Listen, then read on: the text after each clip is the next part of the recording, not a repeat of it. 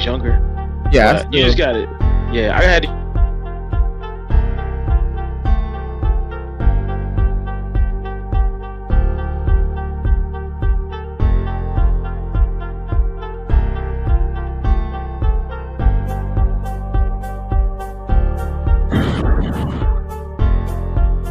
I guess it started or muted you automatically or something.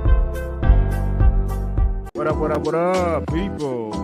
Yeah, muted me. Salute. Yes, sir. Yo, what's good, everybody? Salute to the tribe. We're hip hop and comics and hip hop. We're a niche channel. Reserved for the best. It's super dope. I do sell comics. Check me out on Instagram at 6th_element_comics.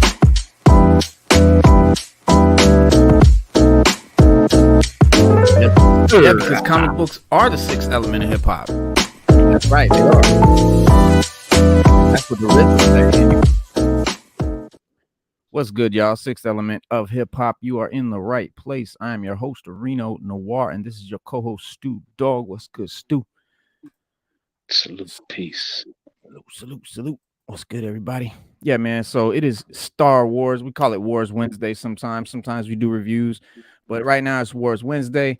And we got Star Warlock. What's Star Warlock? Well, it's just we're gonna talk about Star Wars and Adam Warlock. God damn it, Star Warlock. Other than that, man, what's going on with you, Stu? Man, what's happening, man? What's crack-a-lacking? Nothing much, man. I'm chilling, following my New Year's resolutions. You know, man, just trying to grow the channel more, do more for the channel, and get more out to you guys out there watching, man. That's what it is, man. And we got the Mandalorian season 3 trailer.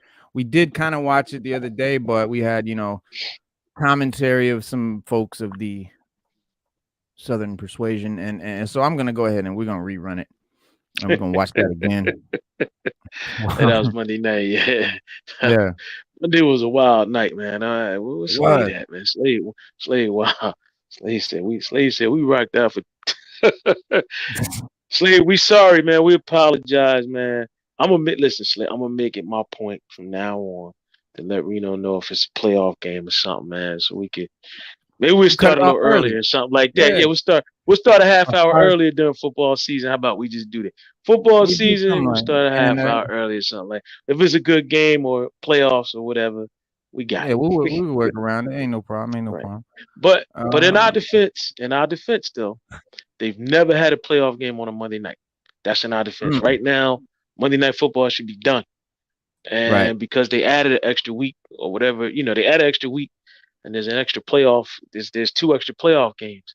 So that's in our defense. So you got to be patient with us and we'll work it out. All right. Right. Exactly. So Jeremy Renner, man, the homie, that's my homie, bro. I don't know Jeremy Renner, but that's the homie. You know what I'm saying? He I wasn't like a big Hawkeye fan. I mean, it's Hawkeye, like who cares? But he made him cool. But that's not even why I'm a fan. I'm a fan from The Town. I'm a fan from Mayor of Kingstown. I'm a fan from other movies and stuff that he's done.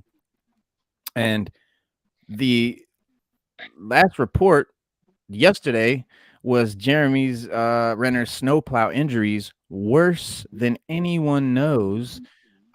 His injuries from the freak snowplow accident are quote unquote worse than anyone knows, could require 2 years to fully heal, according to this new report. And he suffered critical injuries in the New Year's Day accident. He was run over by the heavy duty machinery near his Reno, Nevada home. And that's nothing to do with me. I'm Reno Noir. That's Reno, Nevada. Whole different thing. But yeah, he was airlifted to the hospital for blunt chest trauma and orthopedic injuries. We kind of first heard that it was like his leg was bleeding profusely was the whole deal, but no, he blunt chest trauma. It rolled over his whole body. He's undergone surgery, still in the hospital as of yesterday. But it's the source said it's much worse than anyone knows. Jeremy is very aware of the fact that he almost died out there.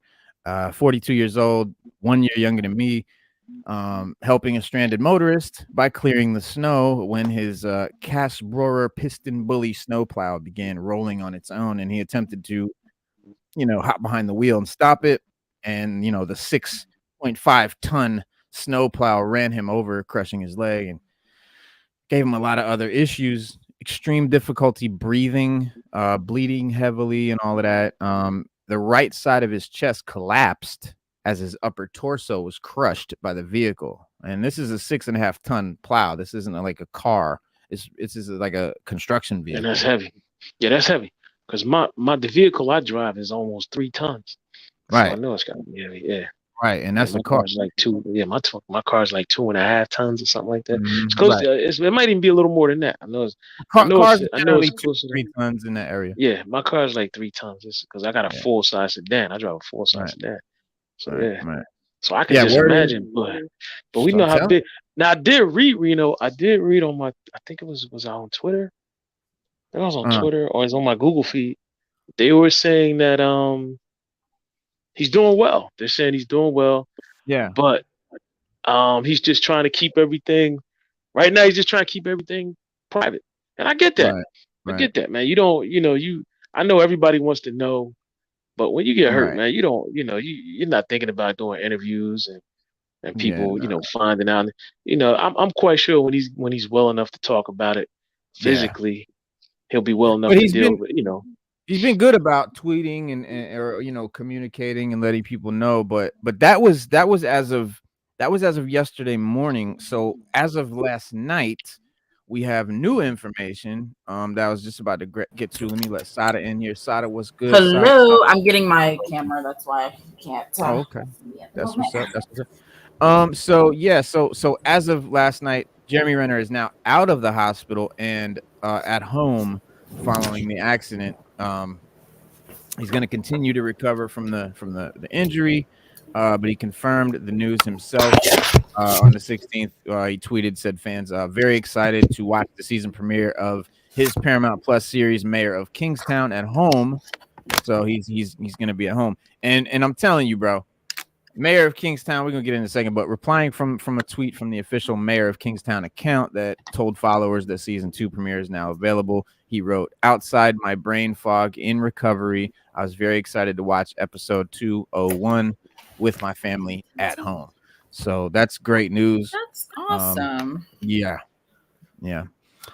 absolutely. And in a video published on January 5th, he actually appeared in good spirits, joked about having a spa day in the hospital, and his eye was all swollen and his face was all fucked up. So another thing that actually happened was the show, the Mayor of Kingstown show that season 2 just came out, for the promo posters and stuff, because of last season, he was all fucked up. His face was all beat up and he had scars and cuts on his face.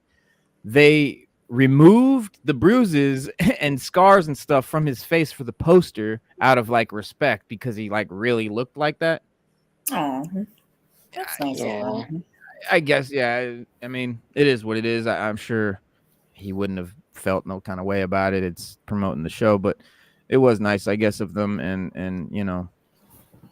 he said that or the sheriff said that the mayor, he said, the family said would like to express their gratitude to the incredible doctors and nurses looking after him, Truckee Meadows Fire and Rescue, Washoe County Sheriff, Reno City Mayor Hillary Shive, and the Carano and Murdoch families. They said they were tremendously overwhelmed and appreciative of the outpouring of love and support from Renner's fans. Yeah, so I mean, he's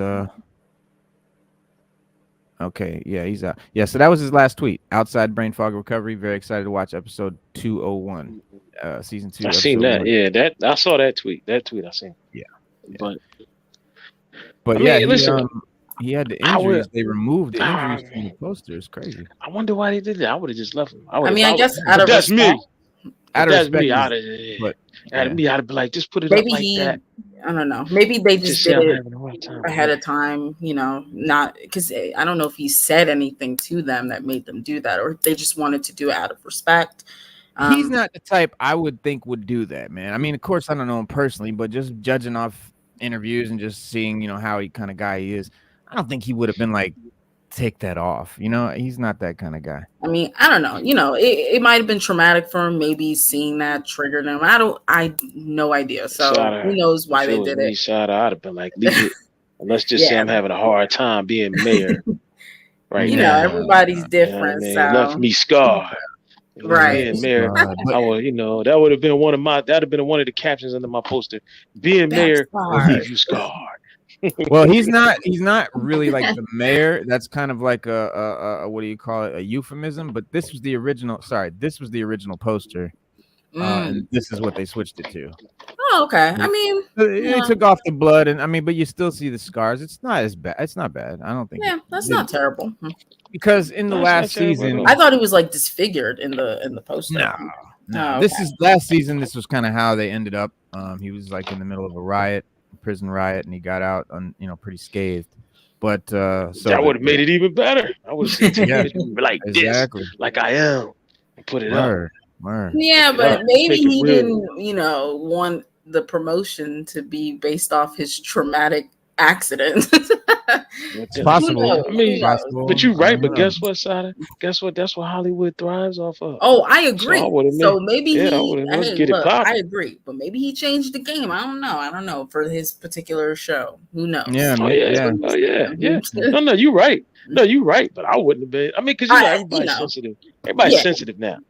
Oh, well, you did that. Well, why would you do this? You know how everybody is. Why would you say that? But I feel like they didn't even think of the public when they did that. They were probably just thinking of him and wanting to do that. Because why would the public I don't know why the public would get up in arms about that. The photo you sent wasn't even that bad compared to what he actually looked like in the hospital. So they do. He didn't tell them to change it or anything. They said out of respect for the star who was recently hospitalized after a freak snowplasm, Paramount Plus updates their key art so Renner wouldn't look so damaged. Previous shot was taken to promote season 2, which launched on Sunday, showed the actor with multiple face cuts that he presumably suffered after walking into last season's prison riot. The new image, Renner looks kind of dirty, not hurty. But I mean, it's a nice gesture, but I think, if it were me, this is my character. It's not necessarily a representation of me. So if my character is messed up like that, then keep it like that. But everybody's different, and their motivations were at least genuine. Yeah, and I think that he would have been cool with it, but it's a respect thing, and I guess I kind of get it. Now imagine if he was not conscious or never regained consciousness or even died or something like that, then I could see them, changing it. And maybe he wasn't conscious when they decided to change it. You know what I mean? Maybe because if that would have happened, that'd be different. But he seems to be fine. I'm not fine, but he seems to be conscious. Right. This was cool. We wish him. Well, we here at Sixth Element of hip hop, just wish him all the best. Wish him well and get well soon. Yeah, man, God bless and get well, man. That's all, man. I'm glad you're alive. I'm glad you survived such an ordeal because it could have went the other way. Yeah, really. You know what? I meant to ask. Jimmy said we lost another one. I gotta see. It came through on my Twitter feed earlier. I meant to look and see what he was talking about. But it was probably another artist that passed away. They've been dropping like flies. So many artists. Oh my goodness. He was saying that Jimmy Pomerati. He was saying that he was saying we lost another one, but I didn't. I seen it it came up on my watch, and I was looking, but I didn't check the tweet to see. This was earlier today. I didn't check the tweet to see who it was. Yeah, I mean, there's been a lot of people who have died recently. January 15th, it says that. Oh wait, no, that's not a death. This guy, it says January 11th, Orlando Bucino, American cartoonist and comic artist, died at 95 years old. January 10th, Shinji Mushizima died at 82. January 7th, Tony Tallarico, American comic artist, died at 88. I mean, these were all well into their late 80s and 90s, so I don't see any recent young people dying. Yeah, it's got to be. It's got to be somebody older. But I mean, when Stan Lee passed, I was like, all right. But as somebody young, I feel more bad. Stan Lee, man, he had a good run. He Jason was 90-something years Pearson. old. Yeah, man, Okay, he I had a found it. 90. It's Jason Oh, you found Pearson. Jason Okay. Pearson died 52 years old. Yeah, he was Ah, veteran that's good. comics. What do you call it? Veteran comic artist, best known for like body bags. According to the reports that emerged last night, he might have passed away in December. With a statement from his family suggesting that he passed away on December 19th. Cause of death was reportedly a heart attack. After word of his death reached social media, other comic creators, started to eulogize him and stuff, and celebrating his work, reminiscing, things like that. But he was born in 1970. It says he was one of the founding members of the Atlanta-based Gaijin Studios. He broke into the comics with Starman issue in 1991. Would go to work for a number of high-profile books, including Spider-Man and Deadpool, over the course of his career. Keith Giffen, who worked on the Starman issue, became a mentor and collaborator to Pearson, working with him on Legion of Superheroes, first gig for the big two. Yeah, I'm not familiar with his name. I hadn't heard his name before this, so it's just he you got worked to take on. care of yourselves, people, as we get older. Yes. Take care of yourselves, man. Eat right, work out. Yeah, It'll be harder Move. to lose the weight as you Don't get be. older. Yeah, and you gotta watch yourself because and nobody say you gotta eat rice cakes all day and things like that. Right. But you gotta do something. Yeah, you gotta do Yeah. something. You can't just do anything. You can't, you gotta cut back on the drinking, things like that. So yeah, you gotta take care of yourself, man. Give yourself as much time here as possible. For That's something what like it a is. heart attack, that can be prevented. You know. Well, on a better note, or on a lighter note, we were talking about Invincible on Monday, and I guess we've got everybody's talking about The Boys and other shows, but the spin-offs greenlit are set in the same universe as well as the series upcoming fourth season. You've got Prime Video also sitting on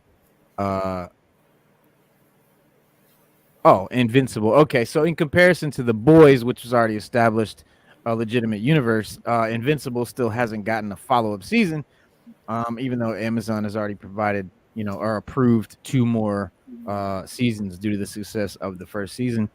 And if it's any consolation, we just got an update about when the second season is coming out. So that's kind of what we didn't know Monday that we kind of know now. So basically 2023 is going to be a great year for people, they said outright. According to the head of television at Amazon, Vernon Sanders, season 2 of Invincible is coming out next year. But next year is not, that's this year. 2023 is this year. Mm-hmm. Okay. So maybe they just meant this year. But that's not giving me a date. That's not giving me a month or anything. Did they give you clickbait? Maybe that's all they gave you. What they gave me was clickbait. Yeah. Well, I guess that's something. We didn't even know it was coming out this year on Monday, so we do know that. That's good news. It's coming out this year. That's as much as we know. But that'll have to do. So, Star Warlock. Let's see. We got a lot of cover on Star Wars. We got a lot of cover on Adam Warlock. Where do we go first, Stu? What do you want to do first? Talk about Adam. You want to talk about Star Wars? Let's go with Adam, man, because you know how we get when we get to Star Wars, man. We get too into it, man. You do. I mean, well, you get really into it. I mean, I get into it, but you get real into it, and then I just follow in, and then you suck me in, and then I be into it. So yeah, I mean, we gotta go Adam Warlock. I mean, Adam Warlock, dope character in the comics, and So we're gonna talk. We'll talk about who he is in the comics, where who he is going to be in the MCU, things like that. His MCU debut has been a long time coming, like a long time.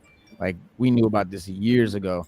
Um, a space weirdo with one of Marvel's most interesting, histories.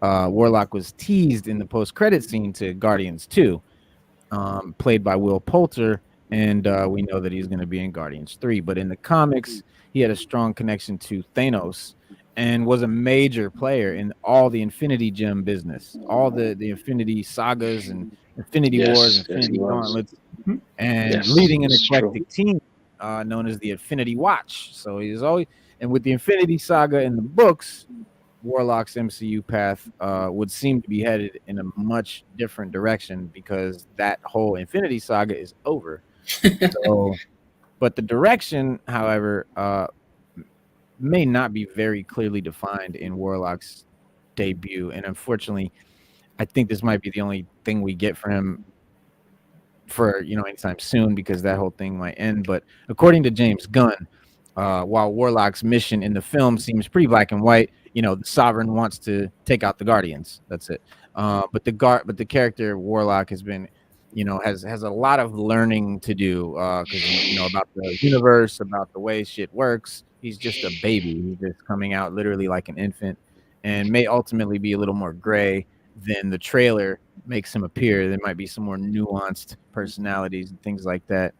Um, when James Poulter was cast as Warlock, the internet did a collective double take because his name was not one that was being tossed around in association with the role. People were not, they were thinking Tom Cruise and shit like that. And Tom Cruise was the most fan cast. It's so bizarre. Yeah, bro. People love Tom Cruise, man. They said, "Look, Superior Iron Man and Adam Warlock. Just take them off. I know, take right? them off." But James Gunn, he had his own ideas, obviously, about what the type of talent that he wanted for the role, and he said he wanted somebody. He said, "I wanted somebody that was youthful, and I wanted the person who had the dramatic chops and the comedic chops, not only for this movie but for what Marvel will use Adam Warlock for in the future. He could become this really important character." End quote. So that's kind of a tease that he's not just going to be in this Guardians movie. He does have a future in the MCU, and that's a good thing, because before that sort of tweet or whatever, we didn't know that. And I was afraid that we were going to get like a one-off. He was just going to be this one little character in this Guardians movie, and that was going to be it, because that was kind of the end of the Guardians saga. But of course, part of the future could ultimately be joining up with the Guardians, as his character did in the comics. And then, the Guardians team is going to go through a different roster, like it did in the comics. It always has. They're talking about multiple Guardians dying in this one, so maybe not just one like we thought. But Gunn has definitely made it clear that Guardians 3 is the last ride for this group and for him, for Guardians. But given the overwhelming popularity of the franchise, it's really hard to imagine Marvel just sort of letting everyone ride off into the sunset and just closing up shop on the Guardians. Easily their biggest hit, consistent hit. You know what I'm saying? And so we'll have to see, where all that goes. But I think James Gunn, he kind of explained why he cast him instead of Tom Cruise, and basically not only want someone younger or could play drama, but he wanted someone that could do comedy. And we know Tom Cruise is not a comedian, not even remotely funny. See, that makes me worried. Like the comedic aspect, I need to know what is his what humor are they aiming for? Because Marvel has always had a big issue with comedy, and I really don't want that to just take over the character of Adam Warlock. So I don't know, maybe his humor's dry, or maybe it's like, since he's a baby in the movie, he'll probably be like a fish out of water type of thing. So yeah, that's just what I'm most concerned about. But otherwise, pretty interesting. Yeah, I don't want. Yeah, because he's he's a villain, and we don't want him to be goofy or funny or anything like that. But I think having comedic timing, even if you're playing the straight man in a comedy, is good. Yeah, because you have that important. dry humor or even something right. on the nose. So yeah, it could work. Yeah. I hope it does. Me too. I really do, because like I said, man, and like you'll see here in a minute, I'm a pretty big fan of Adam Warlock. So this is a good, I've been waiting for this for a while. And he began, they started teasing about, Warlock, obviously, in Guardians 2 post-credits scene, and that's been a minute, showing that cocoon, and like, whoa, that's the cocoon from the cover of the comic with Adam Warlock. Like, that's Adam Warlock in there, and so we were mad excited. I wonder, like, if they had plans to use him initially in the Infinity Saga, and then they said no, because I found it strange. Like, they hinted at him, and then we don't touch on it until now. So I wonder if that was the case, or maybe that was just always part of the plan.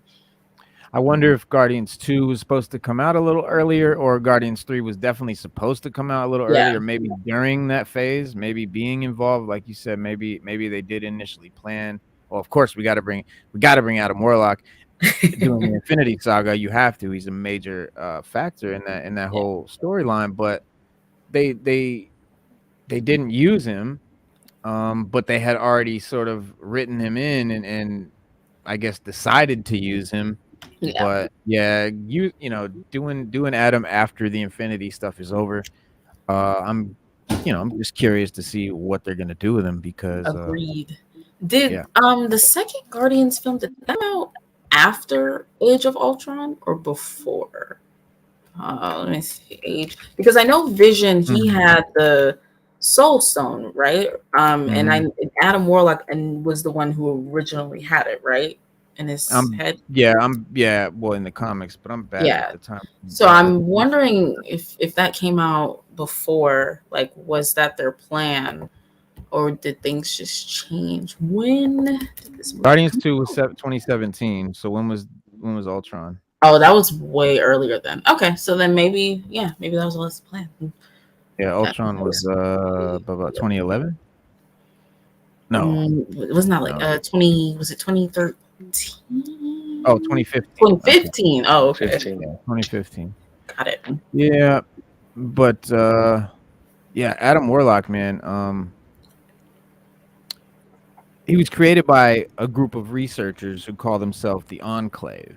And the goal of the researchers was to create the perfect human being, and the pinnacle, of future human evolution. And so he's like, that's why he's Adam, because he's the first. But he wasn't named Adam originally. Unfortunately for the denizens of Earth, the new being was a creature beyond the control of his creators. And so, the creature that they created was just called him. He didn't have a name yet. He was just him, Him. He came out and immediately sensed upon his emergence that his creators wanted to use him for evil ends, and so he lashed out, destroyed the complex, injured his fathers that created him. And unfortunately for him, he was a being with no life experience, due to his unique conception. So he's like a full-grown man, but he's got a baby's knowledge of the world. And he pretty much encounters Thor right away. And so the attempted the abduction of Lady Sif, in order to mate with her. And so, and this act would be repeated in more benign but no less infuriating fashion by his gene sister, Her, which is coming, known as Kismet. But anyway, so Thor naturally took offense to his kidnapping and promptly beat the young godling near to death. So him promptly retreated to the safety of the regenerative cocoon that was, thus was, where he was being reborn. So he goes back in the cocoon, and that's sort of the end of him for a minute. And then he's reborn, and upon his rebirth, him is renamed as Warlock by the High Evolutionary, who will be definitely in Guardian 3. That's the purple dude. So, and the High Evolutionary became like a guiding force in the life of the reborn godling And the High Evolutionary gave Warlock purpose. He gave him direction. Gave him the Soul Gem, which was vampiric, which was a parasite in a way. And soon afterwards, Warlock went to the planet called Counter Earth, which is one of the High Evolutionary's experiments. He experiments with evolution, with creating races of species and all this stuff. It's kind of his bag. And so the High Evolutionary's experiments that had recently been contaminated, Counter Earth had been an attempt to create a utopian society, but it had been so until the evil Man Beast, a renegade creation of the High Revolutionary as well, had corrupted it, and the Man Beast was to become Adam Warlock's biggest sort of villain, the biggest enemy, his sort of nemesis. And Warlock meets these 4 teenagers, right? David Carter, Jason Gray, Eddie Roberts, Ellie Roberts. So Ellie gives him the name Adam because she thought he needed 2 names instead of 1, as it was on their planet. And following Warlock's arrival, Cobra located him for the Man Beast and sent Rodan after him. Warlock faced off against Rodan and ended up returning him to his original form. The group goes to the city, and they get tricked by Man Beast, who's disguised as like a prophet, into finding his lair. And so Warlock was captured and forced to join Man Beast, or be killed. And Warlock tells Man Beast that he would never join his side, and so the Man Beast resorts to making Warlock think that his friends had betrayed him. But this backfires on Man Beast, right? So Warlock gets enraged and ends up, killing, defeating Man Beast. Now, Warlock is the first superhero on Counter Earth. He's their Superman. He's the first guy to ever be a superhero on this Earth. He goes around the world with David, Jason, Eddie, and Ellie, trying to rid the Counter Earth of any evil presence, of the Man Beast. And Eddie and Ellie's father, Colonel Barney Roberts, asks Warlock to be present during the launching of a rocket. But during the launch, onlookers are attacked by this new evil new man, Triax. And Triax grabbed Eddie and Ellie and brought them up to the top of this building, and Warlock fights him, and but it was the intervention of Colonel Roberts, fighter jets, that made Triax throw Eddie off the building to his death, and Warlock's unable to save Eddie Roberts, and this angered him so much that he kills Triax. Now, after Eddie's funeral, Warlock goes into hiding in the Mojave Desert, where he spun a cocoon around himself and slept in for however long, a couple of weeks, whatever. And he was awakened when he finds these 2 geologists find that President Rex Carpenter was doing bomb tests near the San Andreas fault line, and by doing so would cause massive earthquakes. And when the bomb goes off, Warlock managed to contain most of the destruction. But the bomb also triggered the activation of the Death Birds, the bird-like robots that kill. So Warlock, with the help of Doom and the Doom of Counter Earth, not our Dr. Doom, but the Victor Von Doom of Counter Earth, defeated the Death Birds, and Warlock was again, the praised as the champion, the hero of the people. But a couple hours later, the president comes on TV saying that Adam Warlock is a menace and a threat to everyone. And, after that, Warlock is attacked by the U.S. Army of Counter Earth and was forced to go into hiding. And then Estrella, who he meets, met up with him and told him, where he could find his friends. So, but this is a trap, and Warlock has to fight off the Brute and the military at the same time. And, he meets up with Doom at the cabin where he was going earlier, and there's a beaten Jason Gray was there, warning him that everyone, was in trouble. And so Jason filled him in, and they put him to sleep. And he said that David and Ellie had been falsely arrested for supposedly having started a riot. The Warlock goes to bail them out. And when he arrived at the police station, he stopped angry protesters, even though they were on his side. And just as Warlock bailed David out, Doom runs up to them saying that, the brute had returned and was draining away all of the Counter-Earth's geothermal energy. And so Warlock and the others join them and go to Counter-Earth's core to stop Brute from doing this. And so Warlock fights Brute. Ultimately, it was Doom, who sacrificed that he's himself and saved everyone's lives. And then a few days later, a riot breaks out in DC, and the riot was caused by these two creatures. So Warlock, being the hero, went to save the citizens. But Warlock fights the beasts, and they teleport him inside the Oval Office in the White House. It disappeared. And so President Carpenter, who was waiting for Warlock there, revealed that he had actually been the Man-Beast the entire time. And so 2 weeks later, having presumably, lost the fight to Man-Beast, Warlock is released from captivity by Recorder 211, and Warlock gathers his army over the next few days to rebel against the Man-Beast. And he even inducts the Hulk from the original Earth, from our Earth, and brings the Hulk into the ranks, and basically wants to stop the evil and tyrannical Man-Beast. Basically using the Hulk as like a Trojan horse to sort of infiltrate Warlock's ranks by implanting a chip in Hulk's brain that would make him attack Adam Warlock and turn on them. And so now we've got Warlock and the Hulk, but Hulk's able to free the Hulk of the chip or whatever, and that ends up getting him his followers captured. And so Warlock was then supposed to be killed in a public trial, but then he retreats back to his cocoon at the last minute, and thinking he was dead, his followers and the Hulk attack Man-Beast in a big endeavor, and then Warlock comes back, but now he's more powerful than ever.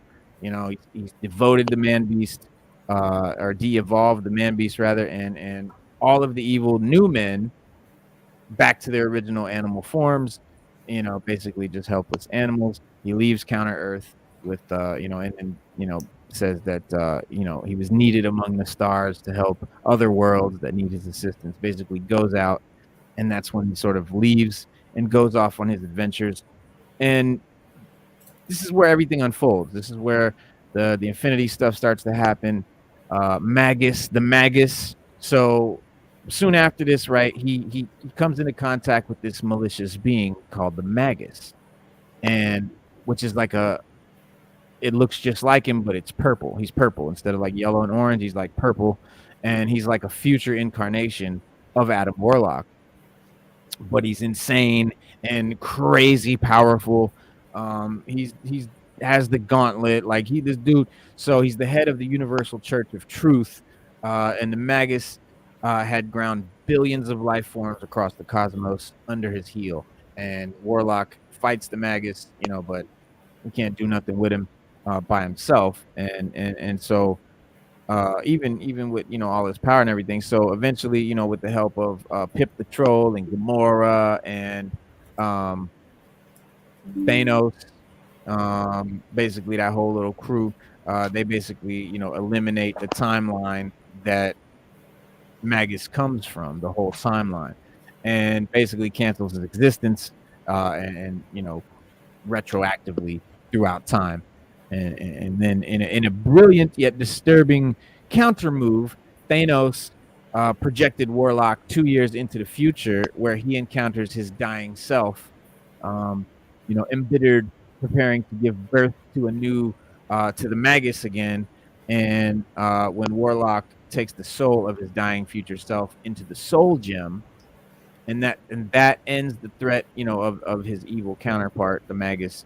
And so now the Soul Gem is okay. So after he beats the Magus, he encounters the being known as the Star Thief. All right, which is a comatose man from Earth who had achieved cosmic awareness, and so the Star Thief reveals to Adam that his plans of exacting revenge on the human race by making stars around them vanish in order for their planet to be destroyed. And Warlock was forced to return to Earth, and but he comes back and he finds out that, you know, having been thousands of light years away from Earth, he had grown, you know, at a quicker pace than Earth. So he's being a lot larger than the planet. And so Warlock then left to find himself a new home.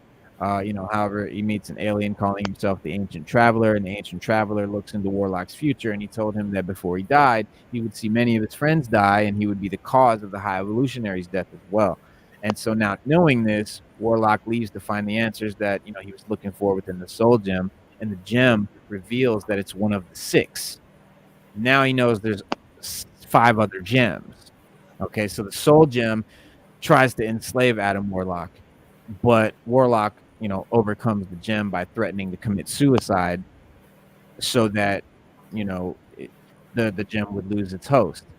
You know, so leaving it alone on the deserted planet, right? And so and all of this was like kind of touched on and kind of done in the MCU with different characters and stuff, but it's like, but Warlock was replaced by several different people, you know, in the movies and stuff. So that's why using him now is weird, because, you know, after traveling, you know, out in the cosmos for a long time, he eventually comes to the Milky Way again, and he notices that he's shrunk now back down to normal Earth human size. And so then Adam Warlock, it's weird, bro. There's a lot of cosmic, crazy, weird shit going on with him. It's very cool, very sci-fi, very, very interesting. And so, you know, he then intercepted a rocket that was drifting away from Earth. You know, sensing a life form that was in the rocket, he used the Soul Gem to transport himself and the rocket to an oxygen-rich blue area of the moon. And that's where he meets Spider-Man. And so he's deciding on how to return, you know, back to Earth. And they were attacked by the Stranger. And the Stranger was looking to claim the Soul Gem.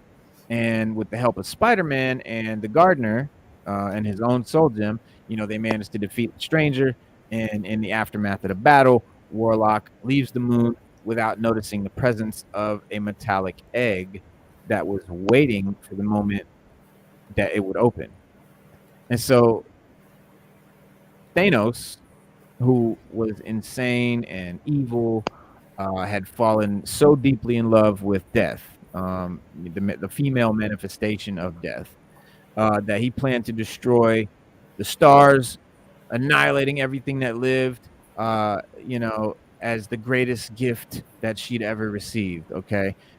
In the movies, they have Thanos wiping out half of the population to help the remaining population have a better life. I mean, what the fuck? That's not okay. No, what Thanos wanted to kill everybody was as a gift to Mistress Death. All right, Thanos is pure evil. He's not. That's why he doesn't have pupils. That's why he's not a relatable guy like they made him in the MCU. You know, Thanos is way fucking more evil than that, and so he wants to kill everybody to impress Death, basically. And he's got Gamora, which is his ward at the time, you know, who finds out that he wants to kill everybody for Death, and she attacks him, and of course, you know, he just swats her. And so Adam finds her, you know, and he took her into the Soul Gem, Gamora, and then you know, learning the full extent of Thanos' plan while he does so. And so he's like distraught, he's enraged, and Warlock seeks out different allies to assist him, you know, against Thanos, because he's about to wipe out the Earth for as a bouquet of roses to Death. And you know what I'm saying, we got to stop him. So he goes to Earth, to the mansion headquarters of the Avengers, and he tells them what's up. And basically, Captain Marvel and Moondragon had just come in, and they know of Thanos' plan to detonate all the stars. And the Avengers then make an immediate plan to attack Thanos' starship Sanctuary 2.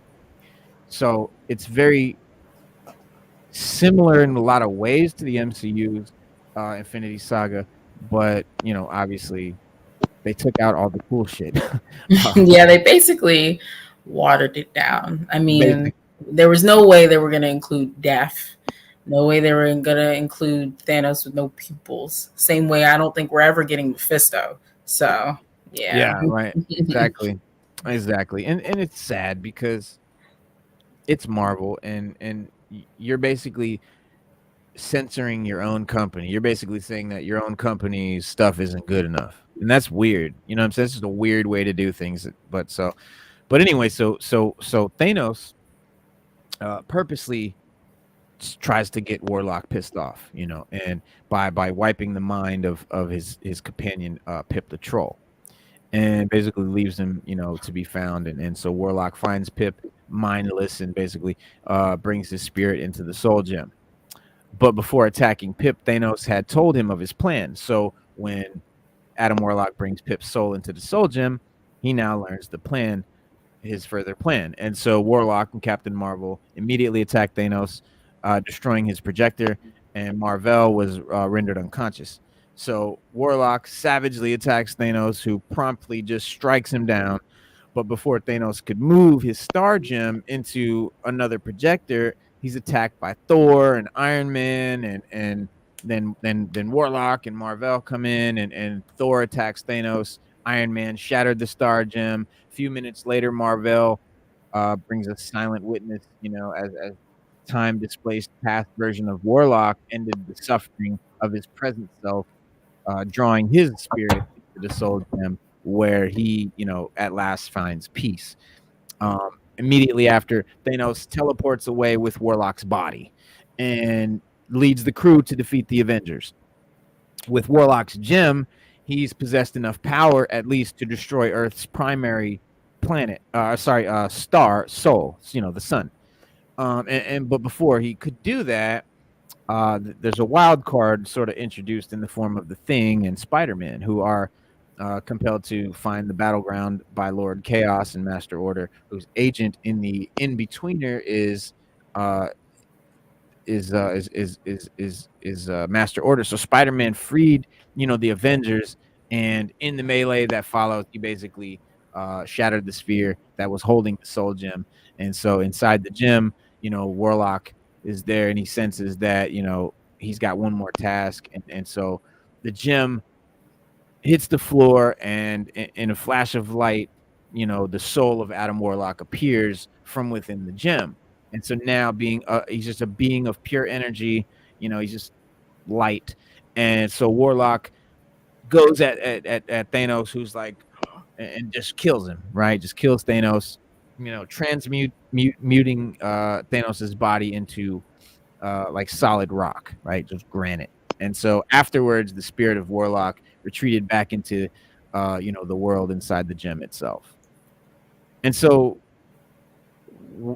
the Infinity Gauntlet. So Warlock just lives peacefully for years in Soul World, right? The place inside the gem, basically Soul World. He's there with Pip and he's there with Gamora, until Thanos again becomes a threat to the universe, encountering Drax the Destroyer and Silver Surfer.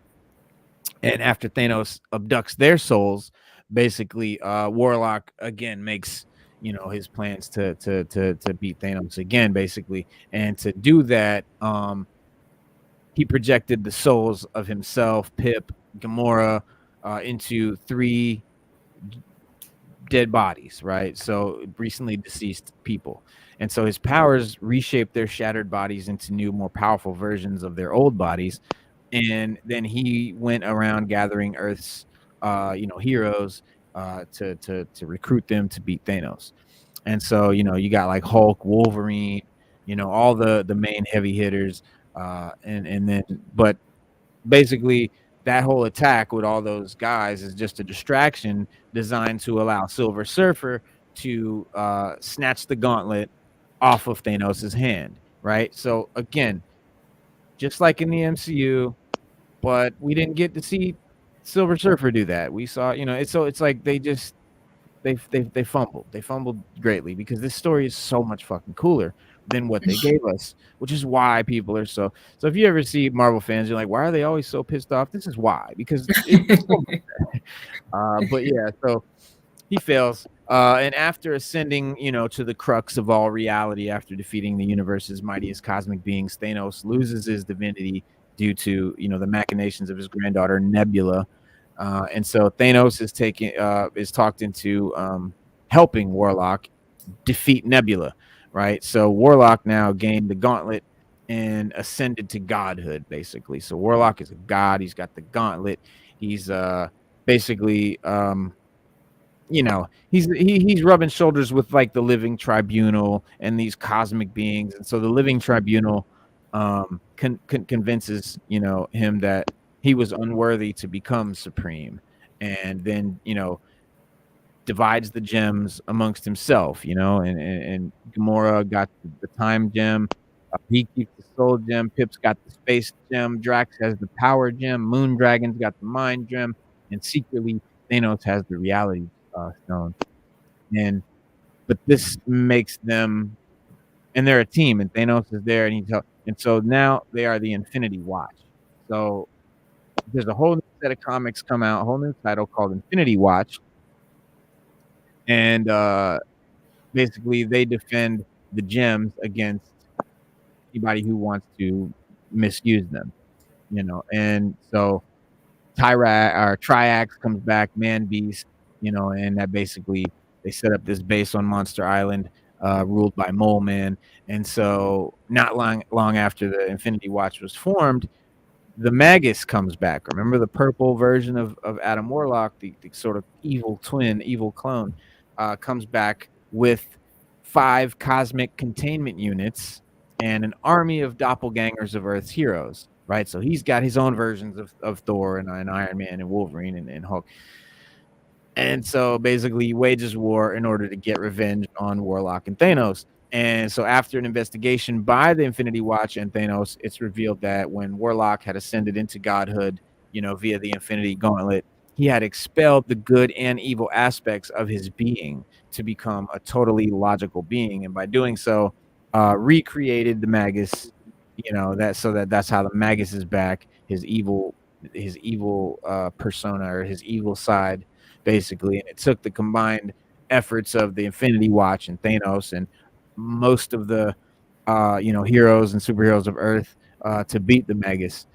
And in the end, basically Warlock, wins and banishes Magus to Soul World, basically, and that plunges Warlock back into a coma state. So Warlock's always like in a coma, or like waking up from a coma, or like, transforming in some way. And so like soon after that, like Eternity comes and visits Warlock. So, and guys, when I say the Living Tribunal and Eternity and like all these like cosmic beings, these are like the ultimate beings of the universe. They don't just like kick it with like Captain America and shit. So that's basically who Adam Warlock is. This guy's somebody who's like a god. Basically, he fucks with other gods and shit. So whatever the MCU does with him is going to pale. You think they'll make him part of the Living Tribunal? Because I don't know. I don't know if they will.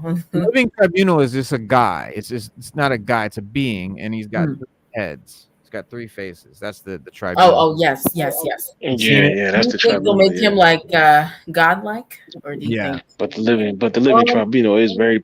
The Living Tribunal is very powerful. Yes. But Adam makes Adam into a god. MODOK has the staff. What's the guy from Doctor Strange? That staff that he uses, that's a weapon from the Living Tribunal. Yeah. What fuck was it called?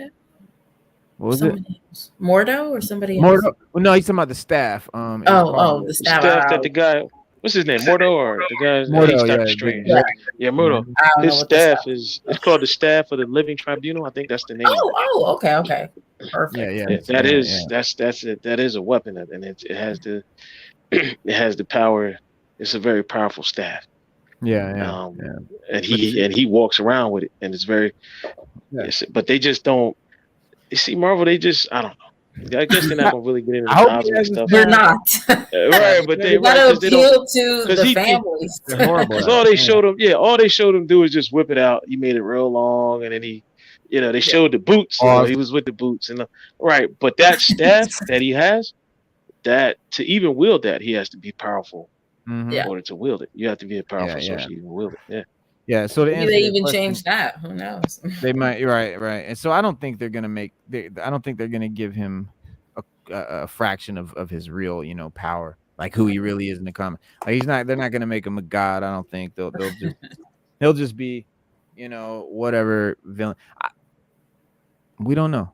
Maybe we'll get lucky, but we don't know. But so in the comics, he's come. So Eternity comes to him, and in his deep sleep to wake him up from the coma again. So now he's back in leadership of the Infinity Watch, uses the power of the Infinity Gems, and fights different enemies like Mephisto, Count Abyss, Maxim, different adventures, whatever, the different comics. So being known as the goddess kidnapped many of Earth's heroes in order to eradicate the universe's sin, like Christian sin, by means of killing off all the living beings, so that Warlock learned that his good side was just as dangerous to the universe as his evil side was, because the evil side was Magus and the good side was the goddess, and even trying to do good, his good side was a problem. So basically, he's physically absent for most of the fighting, and Thanos and they team up and basically, try to save the universe. And while Earth's heroes are divided, fighting each other, Warlock and Thanos executed their very complex, complicated plan behind the scenes, and the plan was success. And the goddess was defeated and banished to Soul World along with the Magus. And then Warlock found through his magical orb that the mentally insane Thor had attacked the Silver Surfer. And Warlock formulates a plan that would help both Thor and the Silver Surfer, and that would put Thor in his debt. And so he asked Pip to teleport him to Thor's location and for him to get the watch ready to come in for backup. And he fought Thor and barely escaped. But he did discover that he could control the Silver Surfer's board due to them connecting during the Infinity Gauntlet crisis when he brought him into the Soul Stone. So they fled to look for Doctor Strange. And after they explain the situation to Strange, and after he agrees to help, Pip and the Infinity Watch basically appear in Doctor Strange's house.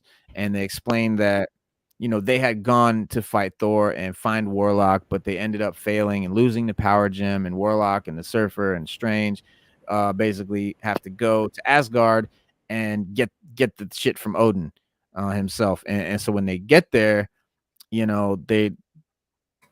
they get led to a trap basically by Lady Sif and Beta Ray Bill. And so Warlock and the others are all locked in the troll dungeon, basically awaiting execution. And Pip managed to get Warlock into a trial by combat. So Warlock fights in the arena while Pip basically rescues everyone else. And by the time they escape, they'd wasted so much time in the dungeon that Thor basically caught up to them, and they fight again.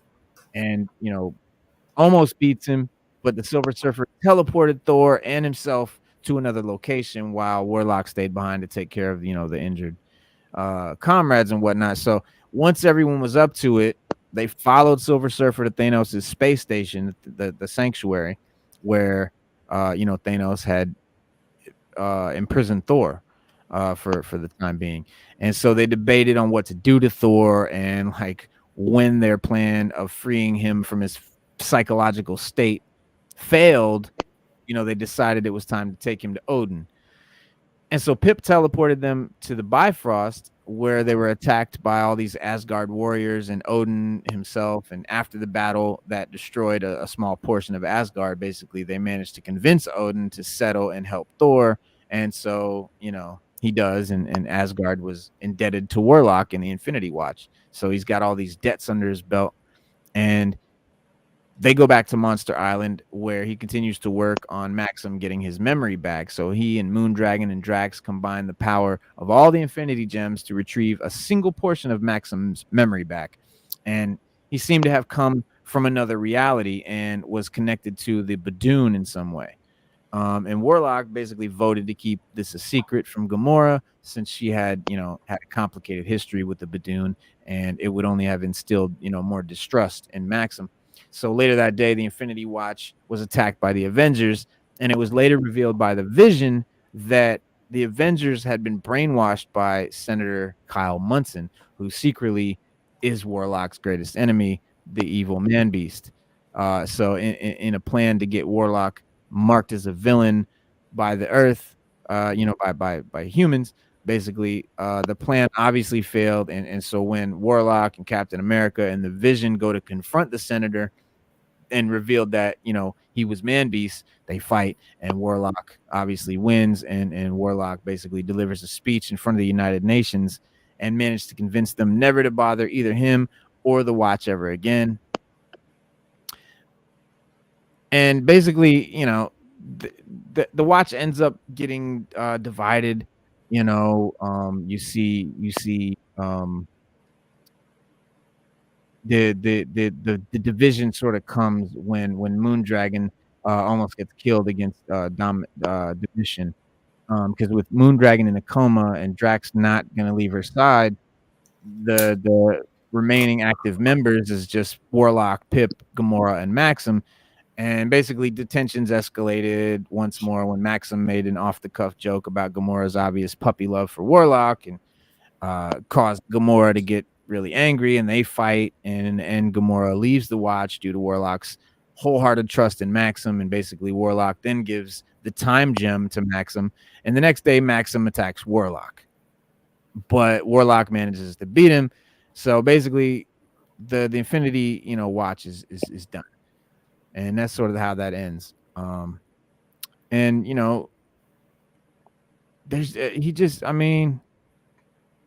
then you got the Infinite Abyss. This is a lot of it's just a lot, bro. It's a whole lot, man. The Annihilation Conquest, that's a whole nother saga. Conscious of Thanos. And then Guardians of the Galaxy. So when he does get with the Guardians, Adam confronts Ultron, who was forged with the mighty Phalanx, but with the help of Quasar and Star-Lord, Nova, and Warlock was able to unlock his full potential and defeat Ultron. So after those events, him and his other friends become the Guardians of the Galaxy. And so Adam supported the formation of the team as a necessity in the universe. And Adam explained the universe had been damaged, and that was why he had been given, his new abilities. The Annihilation Wave had weakened the very fabric of space and time and left it open to invasion. But, if another event of that magnitude had occurred, it would tear the universe apart. And so, they not only needed to prevent such a thing from occurring, but also to plug the fissures and help, heal the universe too. And so, to be honest, Adam was down with the Guardians. Like, they're gonna have the Guardians and Adam be like enemies, I guess, and that kind of is just weird. That just didn't happen. On their first mission, Adam basically and the team, they intercept one of the Universal Church of Truth's faith ships, as it's going to open to head through one of those open fissures and cause a bunch of shit and chaos. And so him and the team, they teleport aboard the vessel, but they find the believers on board to be very hostile, and they fight. And the irony of fighting a group that once worshipped him is not really lost on him. So basically, he realizes that they're running out of time, and so Adam takes Drax and Gamora with him to advance forward, and stop the ship. And fighting his way through the ship, Drax and Gamora at his side, Adam reaches the front of the ship, and basically, his worst fear is realized, and the fissure was opened. And so, Adam launches into action to contain the fissure, and then a creature basically gets out and emerges out of the fissure before he can, so he uses his new powers to try to force it back through, but he can't do it until Phyla-Vell comes in and helps him. And so together they use their expanded energy to pilot the ship to this nearby planet just to drop it off, and then they return to their base of operations at Nowhere, because this is where the Guardians live, in Nowhere.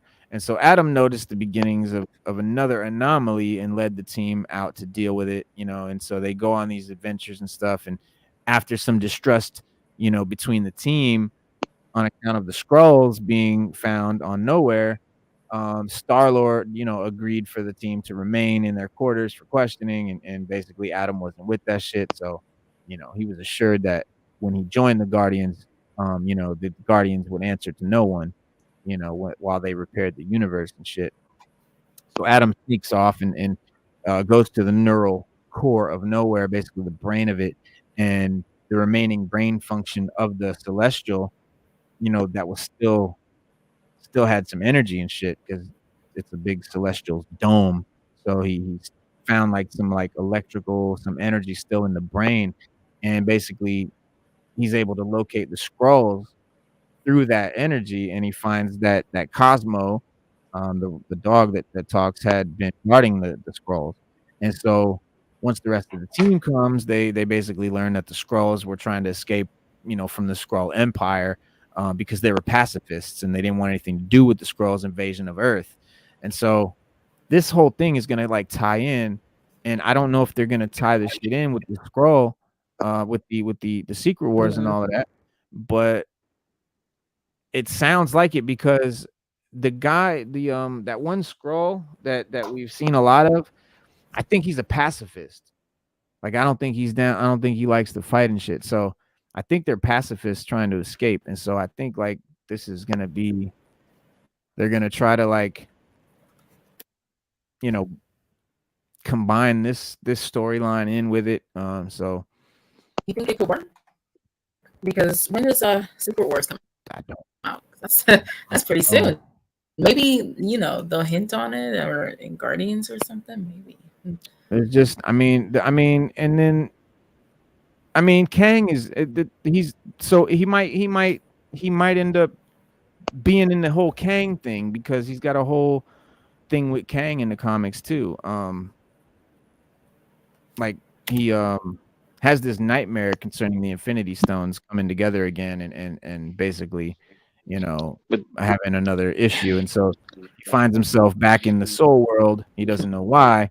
And so he meets an aspect of Gamora's soul, basically, that remained trapped in the Soul Stone, where he, had left long ago. And basically, despite her pleas for him to, release her from it, he's denied being capable of being able to do it. So he's like, I can't.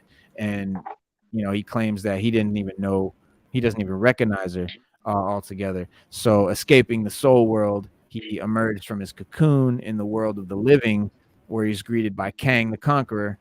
And so Kang revealed Warlock that he had plucked his cocoon into the future, to warn him in the present that the Infinity Stones were being gathered once again, and that the heroes trying to stop it were all going to die.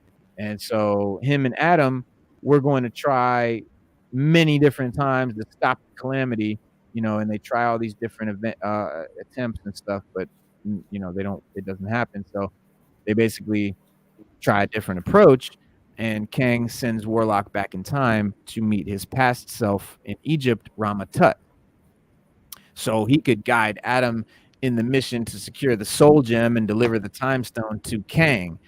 And so once he arrived in ancient Egypt, Warlock finds Rama-Tut and basically is sent to the star where the Soul Gem was going to manifest sometime in the early 21st century. And so since Adam had to travel to the future in the most stealthy way possible, Rama-Tut killed him and locked him up in a tomb in a way that his regeneration process was slowed down, made it so Warlock awakened several millennia later, right? So thousands of years. And so again, like I say, he keeps going into these sleeps and being awakened, and at the precise time that he's got to do his mission, he wakes up, and the plan works, and Warlock comes out of his entombment right when the Infinity Stones started being gathered, and he tracked down the Soul Gem to the planet Scythe, and expects to see Magus, but instead sees Ultron. And so Ultron's back, and he used to combine the power of the gem and the Ultron virus to transform the planet into his image, and then he'd gotten his hands on Silver Surfer too. And so Warlock frees Norrin, from Ultron's control by wrapping him in one of those healing cocoons that he does, and then after he comes out of cocoon, Norrin fled, the planet and asked Galactus to consume that planet in order to save the galaxy, and because it's Ultron's planet. And so Ultron basically intended to infect the entire cosmos with the Ultron virus, using that planet as a starting place. So Galactus destroys the planet, and Ultron, tries to escape, but Adam, severed the hand and took the gem. And with the gem in his possession, Warlock finds out that the Soul Stone was being progressively corrupted by some mysterious force, which kind of sets off Infinity Wars. But they've got a lot of shit they can pull from with all the characters that are still in the MCU. It's just that it's all already been so knocked out of whack out of timeline, whatever the fuck. So it's just you can't. It sounds interesting. I wouldn't want them to. I'm sorry. Go ahead. No, I think they just set it up like that so you can't predict what's gonna happen. But what were you gonna say? Oh no, I was saying what you were saying sounded interesting with the Infinity Stones. I feel like for the MCU, like that would be them rehashing the Infinity Stones again, and I wouldn't want that, for Kang. But at the same time, it's not like it's not an original story, so it's like a double-edged sword. Yeah, you gotta remember this. Out of Kang, what he does is Kang's power is he can look through multiple timelines. So not only can he look through a timeline that doesn't exist, he can look through the current one that does exist. So when you deal with time, he can say, well, I can go to this point in time and do this, and then I can come back and do this. So by him being a master of time, he actually has a lot of power and influence over everything, because when you think about it, you just got to always go back to Loki and the One Who Remains, and you have to really go to that last scene when he was talking to them, and you listen to what he says. He says that everything that happened, I influenced in one way or another. I did it. Like Tony Stark. That's MCU. That's MCU different. That's not in the right. How did Thanos? You got to ask your question. How did Thanos, right, know who Tony Stark was if they had never met? Remember, Tony Stark was like, "You know me." It was I know who you are. Yeah. He could have had. Now you got to think Thanos could have already had a confrontation with Kang before he even got all the Infinity Stones. I wonder if they'll touch on that. Yeah, and then that's why I think what they were implying was that but Thanos was able to look into the different. Yeah, probably with the stones, maybe. But that would be interesting. He couldn't. You can only do it. You can only do it with the Time Stone. He didn't have the Time Stone until Doctor Strange gave it to him. So he had to have a confrontation with somebody, or somebody had to tell him, just remember, the One Who Remains said it. Everything that happened, I already put it into motion. So we can get to this point right now, right here. That's Loki being snatched from his current timeline to the TVA, all the way up to that point where he was talking to the One Who Remains. You got to remember, all of that was orchestrated by the One Who Remains. So now you think about... That could be a soft retcon, though. That could be like their way of saying, look, all that happened before, now all of a sudden, it was me. It was all me. Now think two-sided. You have to think as well. How did Tony Stark think about time travel? Kang could have gave him the idea. Kang could actually come to this timeline, or Tony's timeline, and just implant the idea in his head, and then leave. True, but that seems unlikely because of the circumstances behind him thinking of time travel. I mean, I'm sure with everything with this kid and everything. Well, we'll see in Quantumania. We'll see in Quantumania. They broke it down. Because remember in Quantumania, what did Ant-Man say? We could travel back, and we just need Pym particles. Who you think probably gave him the idea to get the Pym particles? Kang. And then they go back. Yeah, remember when Scott Lang was like, yo, we just need Pym particles. He's like, well, where are we going to get some more? They all gone. And then remember what Hank Pym said. Scott Lang was like, yeah, I know we can get some. No, I don't remember that. I mean, because I don't remember. Watch the last Infinity War. Watch the very last movie, Infinity Wars, and think about what Tony Stark. Because Tony Stark was even saying like, I was thinking one day, that's how I came with time travel, and then go back to what the One Who Remains said. I put all of those plans into motion. Then remember when the Hawk went and took the stone from what's her name? The Sorcerer Supreme. What did she tell him? She said, "Look, you can take her anyone you want, but you have to return it back to the place from which you got it because it has to be there. If not, you'll create an incursion." She told him that. How does she know that? That's the thing you got. The ancient one. Now, all of that can't be on Kang. All of that. That's not all. Yes, that's Kang. Nah, you know Kang like I know Kang. If you know Kang like I know Kang. How do you know Kang? Because Kang ain't like that in the comics. All that what you talking about? Kang don't do none of that in the comics. Kang is worse in the comics. Kang ain't really shit in the comics, bro. But you got to remember there are different versions of Kang, and they all operate independently. They're creating all this MCU though. But we don't know which version of Kang this is, and we don't know which one and they all have their own agendas. The Council of Kangs, it's like millions of them, and they all sitting there and they argue with each other, and they talk about different things when it comes to time. This Kang right here on this timeline in this universe, we don't know what his agenda is. We don't know what he's going to do. You can't know because you can't go by what we know from the comics because they've already changed it so dramatically. So, and they did that on purpose, though. I mean, they don't want you to know what's going to happen. They don't want us to be able to know. That's why they keep it so secret and all of that. You know, I agree. No, Kang's not. Kang's only been in the Loki show. Yeah, he's only been in the Loki show, which is so like bizarre because he's supposed to be the big bad. Well, a version. He's only been one of the versions of Kang. So. One of the versions of Kang has only been in the Loki show, so we can't. Yeah, but still, I mean, that was our first introduction to a Kang, and we didn't touch on it until now with Quantumania. That's the next we're gonna see of him, which is like so insane. We basically went a whole phase without our big bad, who's supposed to be our big bad for the saga, which is like so crazy. We really did. Or was he in the background manipulating the scene? That's a retcon. They didn't think of that back then. If you're on Reddit long enough, sure, he was there in the background, but in reality, no. We just literally, they didn't talk about anything that he said in Loki, never came up in the other films, never seemed to have influenced Doctor Strange in the Multiverse of Madness, didn't influence No Way Home. Those were big events concerning the multiverse. Kang was not not influenced. He wasn't mentioned. What he said in Loki didn't seem to play a part in anything that happened. Nah. We just literally went a whole phase without Kang. All pretty much.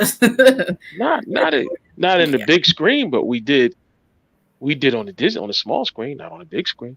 But when they introduced the One Who Remains, that's the big bad.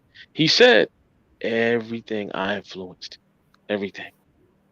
Which means that he did something that we don't know about yet. We're going to find out. Definitely going to find out. I see what kind of Dr. Doom is talking with Kang. I wonder what they're going to do with him. If they bring hopefully they do something with him. Hopefully we get something with him. Oh, yeah. Please. They have to. They have to. That's. I mean, I assume that they'll probably use the Fantastic Four as the catalyst for any Doom stuff. So that'll, we'll probably get. If he's not as the main villain again. Think about it too. Think about it too in the comics. Like just like with Namor going on with Wakanda. In the comics, Namor was the one who told Thanos that it was an Infinity Stone in Wakanda, and they went to war. See how great that would have been if we had the Namor before Thanos went to Wakanda. That would have been so cool. Just to know to drop that little gem on Thanos. Yeah, and then the whole multiverse of madness thing with the incursions and Illuminati. Yeah, big missed opportunity, dude. Jonathan Hickman's Avengers and the Illuminati stuff and the incursions. That's easily one of the dopest, best written Marvel stories of all time, straight up and down, no question. Yeah. And they just completely fucking botched it. Because the incursion thing, that was like the end of the movie. Like Clea came out of nowhere and was like, "Yeah, there's an incursion or whatever, and we gotta go stop it." And then they just left, and it was like, "All right, bye." Dude, the Roll credits. that whole thing, that whole saga was so amazing, and right, yeah, which it had all the is why they got to multiverses rush. crashing into each other, and they were coming like dominoes. All the multiverses were just crashing into each other like dominoes, and that was the incursions, and it was coming towards R616. And so the whole thing is they're trying to stop it, and they bring the Illuminati in, and it's Namor and Black Panther and Professor X and Tony and Mr. Fantastic. You know what I'm saying? All the heavy hitters. Yeah. No Mordos, no bullshit characters. Just fucking real. But strange. the Mortals, but in their defense, Reno, that was not the 616 Illuminati. But there are there, but you got but that's what I'm saying. You got to ask the question. Remember I said the other day, there was a seat missing. There was a person missing out of the seat. We know it wasn't. We know it couldn't be Superior Iron Man. We already know that. So who was it? Who was the other person that they didn't show? Unfortunately, it doesn't matter because they're not. We're never gonna see. They're never gonna tell it. It's never gonna be anything. It does matter. Wasted. It's wasted. No, it's not. It's wasted. It's a wasted storyline. They're never gonna talk about it again. Yeah, because Black Panther is a very important part of the Illuminati, and like that in itself, I don't know if they're even gonna touch that. So I don't know. I mean, that's what I mean. It's like that they really they teased. You know, they used that Illuminati and shit like that, and they teased and they used the word incursions, but they didn't do anything with the real story that those phrases and terms come from, and those characters come from. That's what sucks. We know that. Well, we as fans know that. We as comic fans know that, but the casual fans, they don't. The casual fans are like, yes, come on. But but you know what? A lot of everybody's biggest gripe with Doctor Strange and the universe of multi-madness or whatever the hell, their biggest gripe, their biggest complaint, their number one thing with it was that you killed the whole that world's version of Illuminati. You killed them all, and they killed them all too easily. Everybody hates that part of the movie. They can't stand that, and they really hate the fact that Reed Richards was like, Black Bolt can kill you with just a word. Yeah, that was dumb. Everybody knows Reed Richards would have never have done that. Everybody knows he would have never so stupid. He would have never played that card. Yeah, he would have never did that. Nah, that was people corny, hate bro. that. That was corny. Yeah, I mean, basically the two like most powerful, well, maybe not most powerful, but they're up there. Mr. Fantastic and Black Bolt, they were knocked off first, and then we were left with Captain Carter and Miss Marvel, and I'm just like, well, Miss Marvel's powerful herself. Yeah, she is. She's very powerful. She was the last one of all of them because Captain Carter was half.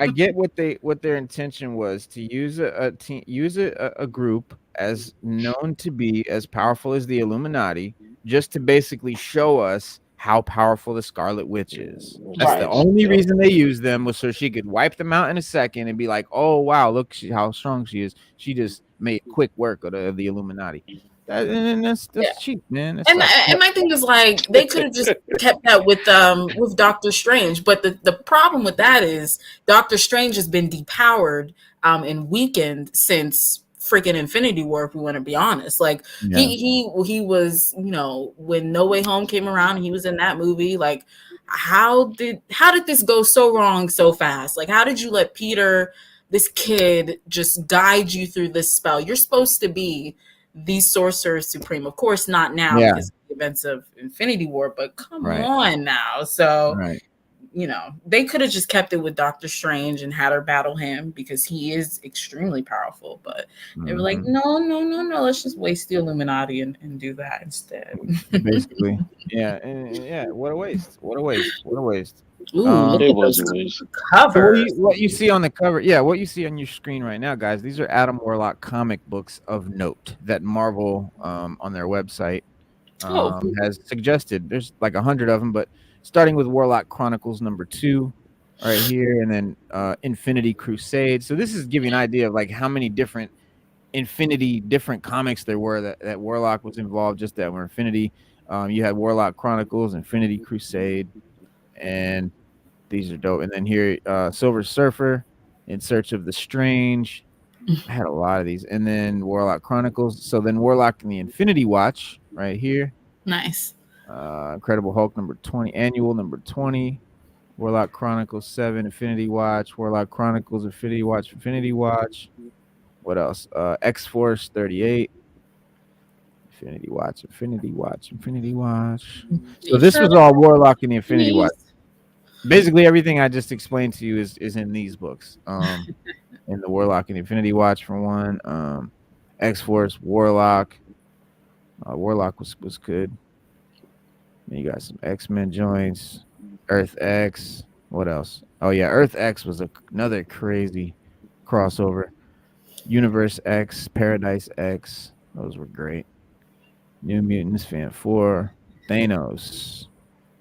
Yeah, be sure to grab some of these guys before Guardians 3 comes out because the prices are gonna skyrocket. This is true.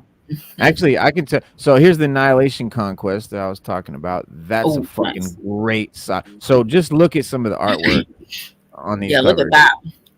These, especially Annihilation Conquest, was just like one of the best drawn, like the best artwork of this whole probably list right here. Yeah.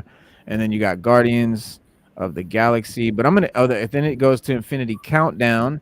Then you got Infinity War. These are great. Infinity War Aftermath. Then you got Infinity Gauntlet. You got Infinity Crusade. Guardians, Infinity Countdown, Infinity War. That's it. So this is a good one to grab. This is True Believers. Not True Believers. Get the Infinity War, this cover here, but try to find like a trade paperback or a a hardcover, a whole thing, so it'll have the whole story in there, because that's a great one. And then you get up here to Hickman's Infinity by Hickman.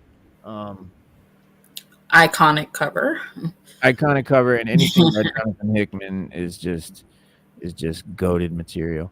But I will tell you exactly what comics to read before the movie. 10 comics that you should read before the movie. You've got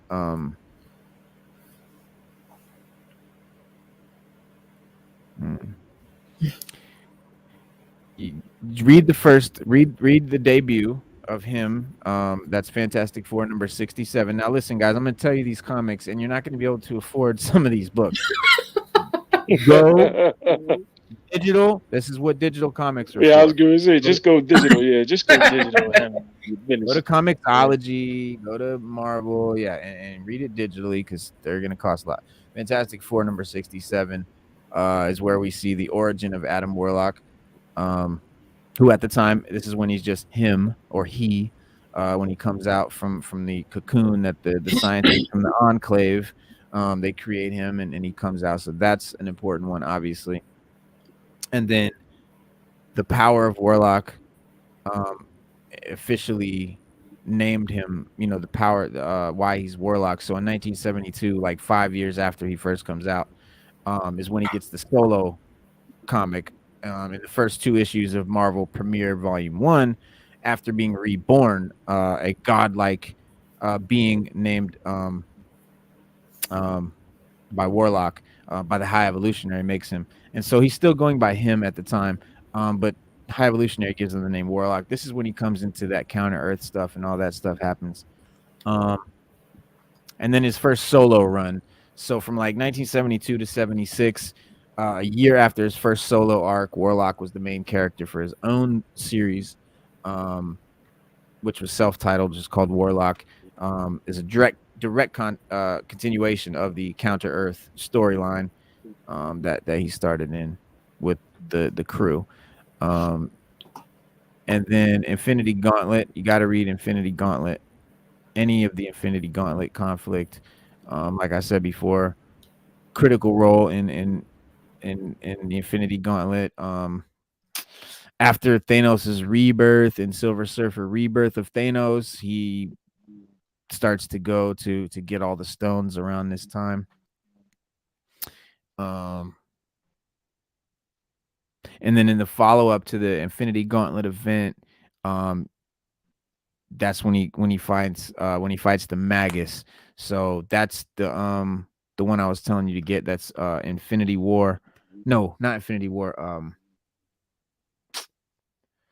Not Infinity Crusade. Yeah, it is Infinity War. Yeah, Infinity War. Yeah, it's Infinity War. You definitely want to read Infinity War.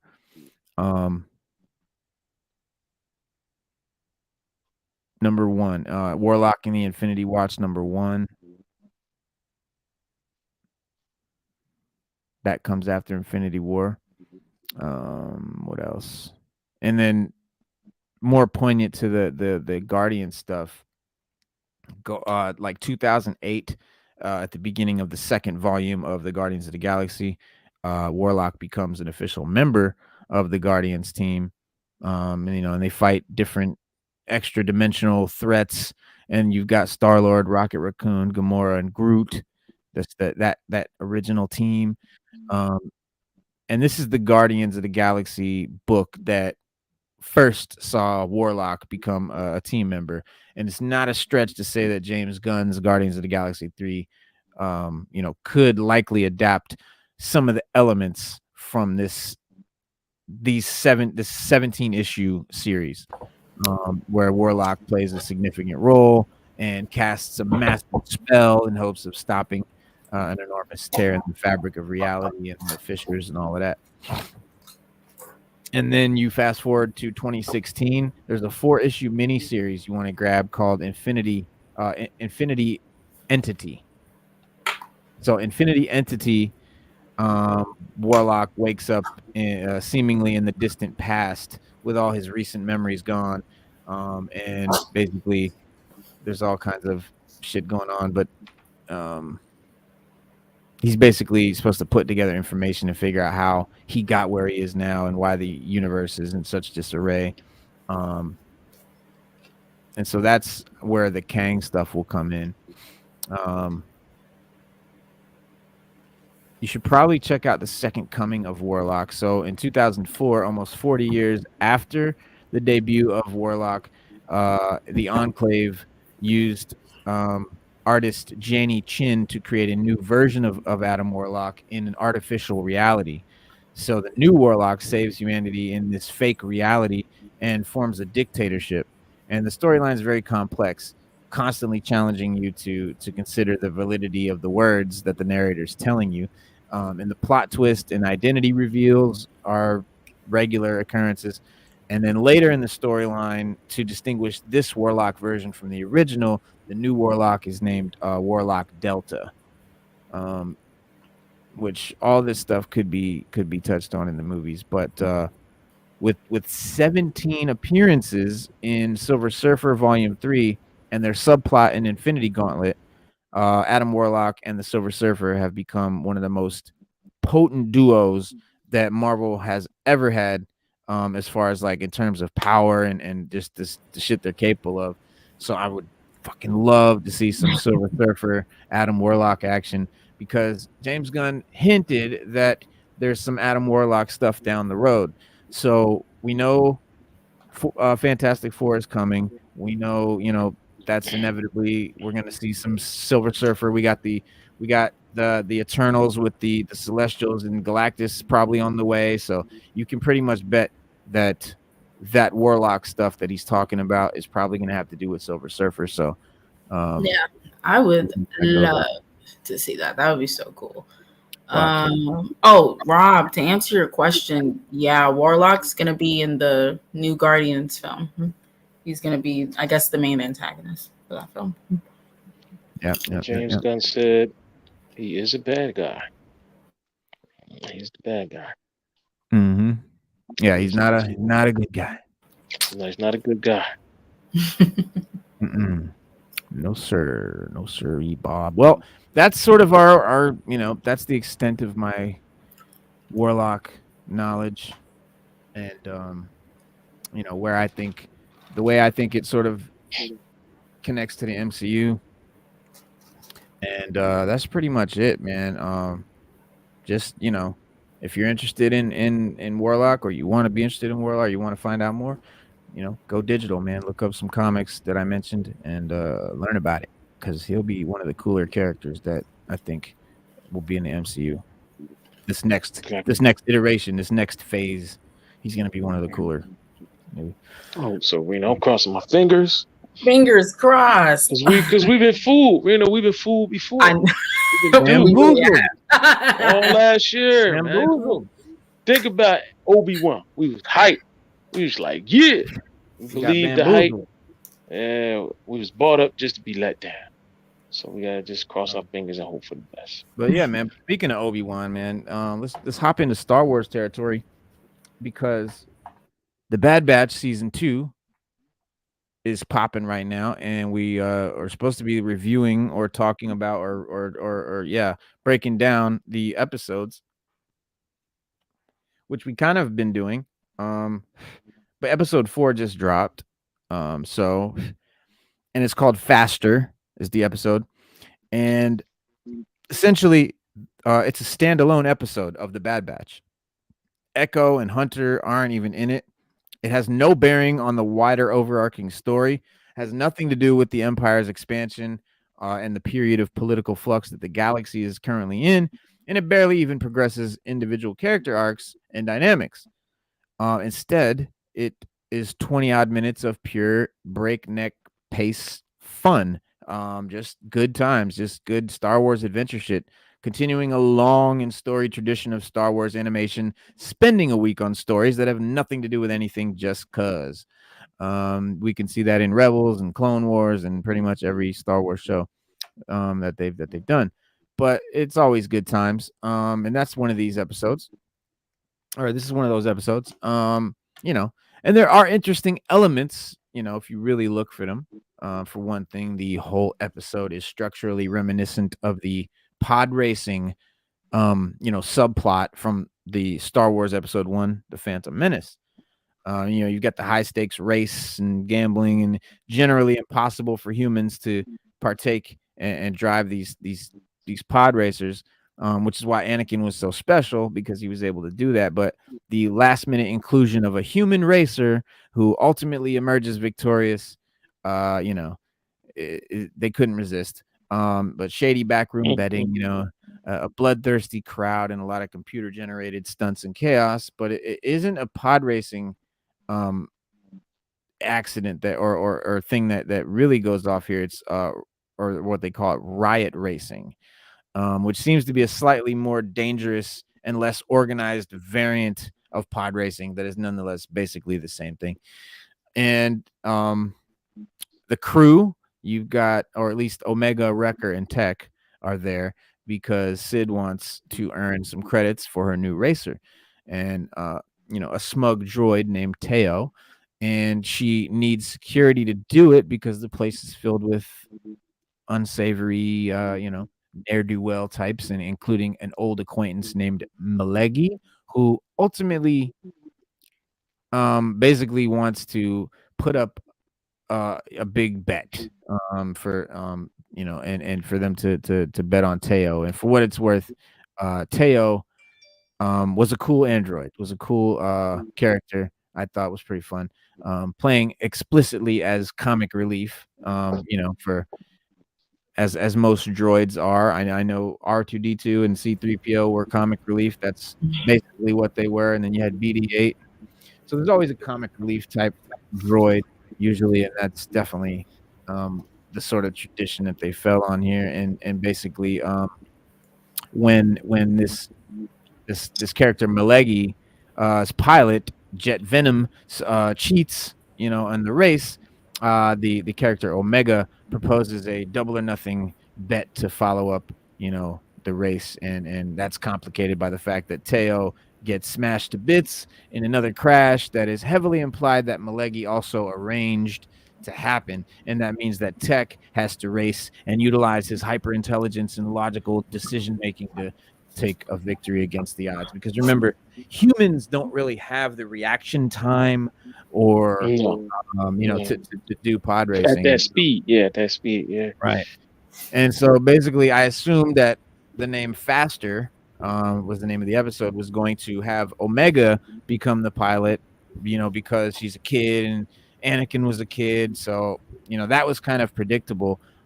But I was actually surprised and pleasantly so that it did not do that. And since, that would have been just a little too on the nose, I think, when it comes to evoking Anakin's racing history, and that whole pod racing thing was so juxtaposed. But the only explanation for her being able to do it would have been that she's force sensitive. Which just being force sensitive is not enough to do pod racing. Anakin was actually like way beyond special for that, for him to be able to do that. So it wouldn't have made sense. But I guess Tech being a clone and having like, senses that are enhanced or whatever, so he's able to do it because he's not just like a regular human. So that was cool. That made sense. He's enhanced. And so, which, her being force sensitive hasn't been implied until now, and it would be a boring, thing anyway, since it's the quintessential Star Wars excuse for absolutely everything that everyone's able to do. And we just had a lot of Mary Sue action, so I'm glad they didn't jump on that. But Tech manages to succeed because of his already established character traits, which makes much more sense storytelling wise. But even on paper, this is a simplistic setup for an episode. It's filler, and I can see why fans might not be thrilled with this episode on its face, because seeing the emotion puts any cynicism to rest. But this is very well animated, really cool designed, genuinely kinetic feeling, in its speed and swerves, and packed full of funny, interesting, clever bits. Star Wars-esque bits of detailing, and basically my favorite purely visual achievement of the Bad Batch so far. And basically Tech to wins Sid her freedom from a situation that her own bad decision making put her in. So again, this episode exists on its own terms. It just sort of begins and ends. It's got a self-contained story that doesn't really affect the greater story. And I kind of get doing filler in a live action TV show. I never understood why animated shows took the time to animate a show that was filler. Like, shouldn't your episodes be even more special? Like, you take so much time to create them and draw them and animate them. I mean, I kind of understand it. Like, I think of Young Justice when they have their filler episodes, and they're doing like when they have the Halloween episode, and Artemis and what the hell was her name? Who was with her? I think Artemis and Zatanna, they were dealing with some random thing that didn't connect to the main story, but it expanded upon their characters. It gave them more of a backstory. So I feel like I understand fillers because it gives you that time with the characters that you wouldn't normally get if you're trying to push the story forward and get to the end goal. It just depends on when it happens and if it's done right. Because if you're going to take a pause in the main story, don't do it in the back half when things are supposed to be, picking up. Do it maybe towards the middle or in a little bit in the beginning. So I understand fillers. Right. It just depends. Like if it has to be done well. Yeah. That makes sense. And yeah, it's got to be done right. Because like you said, if it develops the character in some way or gives us some backstory or something we wouldn't have normally got for the characters, then I can see it. Like the way you described it, you were saying like it didn't even do that. So I'm like, well, that just seems pointless then. That's a waste of time. If it's an episode you could literally skip and just never go back to, then that's a waste of time, honestly. I don't think I can't, like, I don't remember anything being detrimental. You could literally skip it. That's kind of pointless then. I would say that's very pointless. It's like you're animating a show. Why not take you're putting forth the time to animate a show. I don't get but like you said, you should do like less. I think there should be less fillers. I think for animation, like there should be less like filler episodes. Definitely. And some of them it's like every other episode, and it's like, what the fuck? And it depends on the length too. How long is a season of Bad Batch? Is it like? What was the last? They're pretty good size, but they're only 20-minute episodes. So okay, there's that. So I guess that's something. What did? Because if you have like 13 episode seasons, then you really don't have a lot of time for fillers. But like Young Justice, they had like 26 long seasons, so I get the filler. So yeah, it just I get a lot of factors. A lot of times when they do the fillers, it's just a way for the artists and the creators to have a little fun. That's true too. You might have 26 episodes and it only took 24 or 25 to tell the whole story. And the producer might come and say, look, we still got another 2 episodes. So they'll do a filler in order to, just have some fun. Tell a little side story. Well, that's let you know that, it's not always business all the time. It's always might be a little something on the side that they had to take care of. Well, it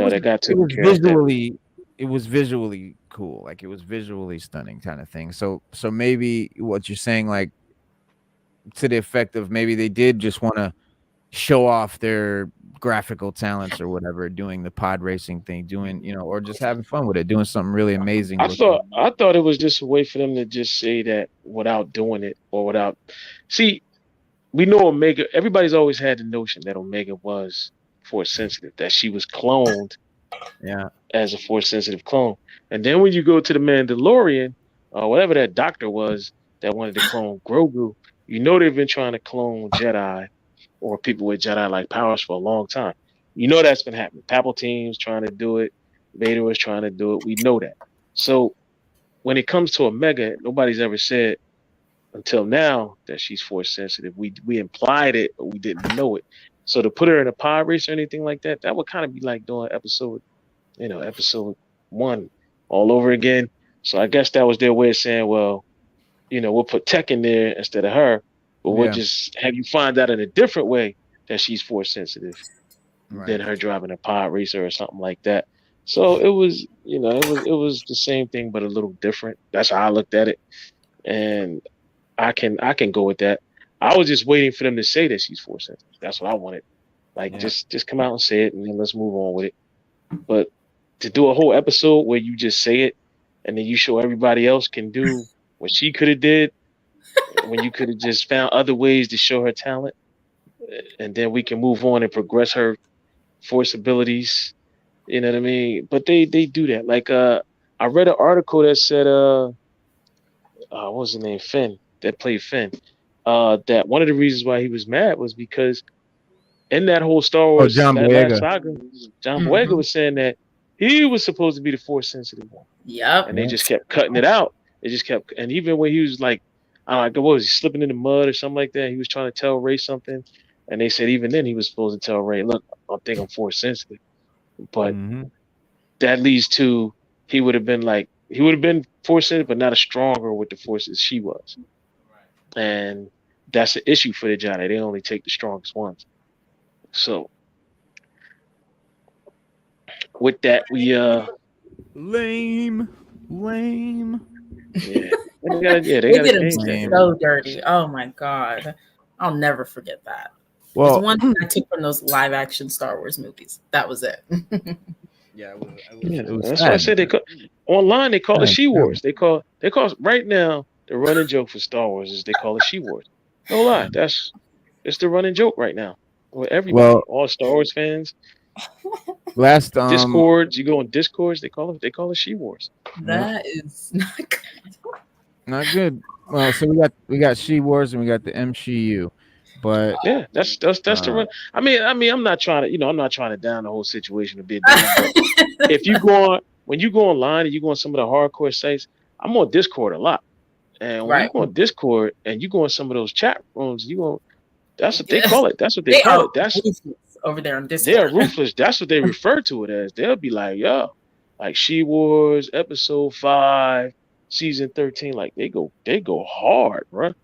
MCU, they go hard. They be like, and if you go in there, there's a lot of disgruntled fans that just, they have their own forum now where they can, so they don't have to get on Twitter anymore. They don't have to get on, Instagram. They go to Discord, man. They have whole Discords dedicated to that, man. Oh yeah, they just it's bad. It's really bad, bro. Yeah. I thought Reddit was bad. Oh my god. Yeah, Reddit is another one. You go in there. Listen, if Kathleen Kennedy showed her face in the Discord room, bro, She would get, she might hang herself after she come out of there. Some of the comments they would have, it would just be mean. It'd be they mean wouldn't stuff all be day. kind. They would not be kind. Uh, We are No, not not happy. at all. But last Monday Monday we watched the Mandalorian season 3 trailer. A little bit chopped up kind of. But I'm gonna run it again right now. I turn the pitch down. So hopefully, Was there any problems that you had? Was there any problems that you had with that when we I showed just it had a Monday, little man? issue with the fact that there was a lot of interruptions. I'll just say. I just had to get some commentary. Was there just a little bit of something that made you feel? Just a little pause, and I think that's something that made you feel like was something that made you feel like you needed a pudding pop after you got done, and you just wasn't satisfied. All right, well here we go. This is uninterrupted. Season 3 trailer. Our people are scattered like stars in the galaxy. What are we? What do we stand for?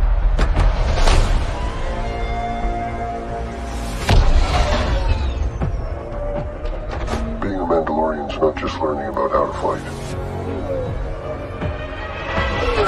You also have to know how to navigate the galaxy. That way, you'll never be lost.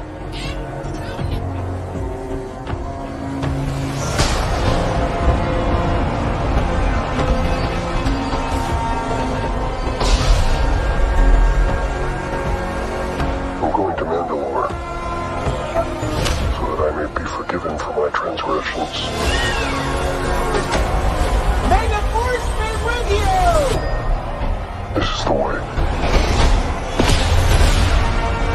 There's something dangerous happening out there. And by the time it becomes big enough for you to act, it'll be too late.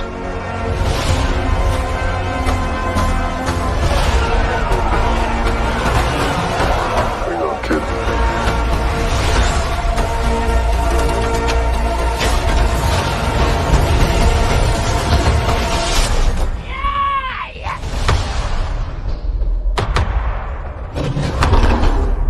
This is the way.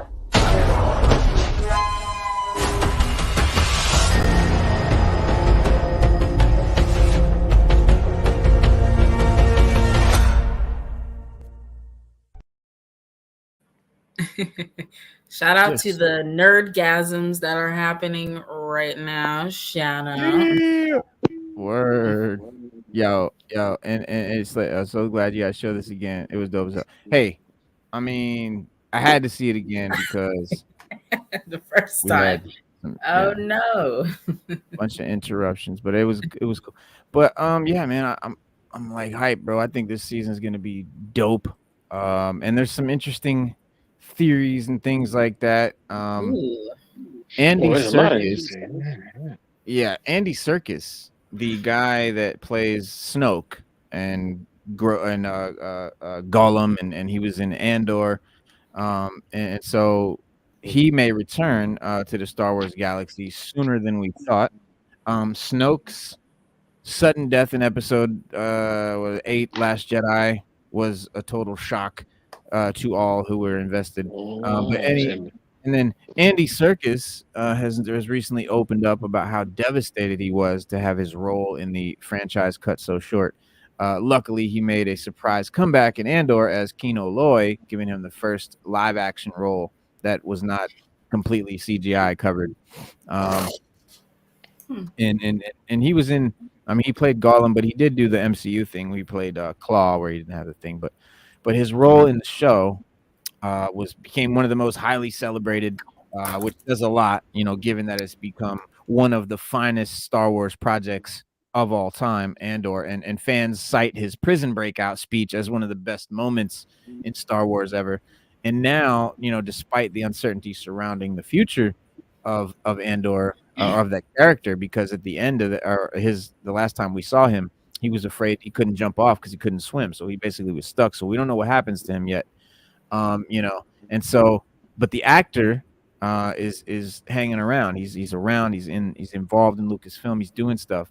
And according to the well-known leakers making Star Wars, multiple sources pointed to Andy Serkis returning and in Mandalorian season 3, basically. So back in October, the same site broke the news that Serkis was making a live action return through Andor, in which the actor's role used no motion capture at all. So, and then that came true. So he was a reliable source.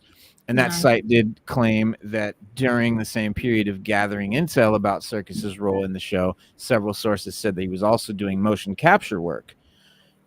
He didn't do motion capture in Andor.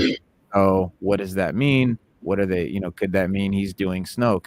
But during the same period when the sources believed that Serkis was doing motion capture work, Foundry, the working title given to The Mandalorian Season 3, began to film in September. And so other reports and speculations have, continued to bolster the claim of Serkis making another Star Wars comeback.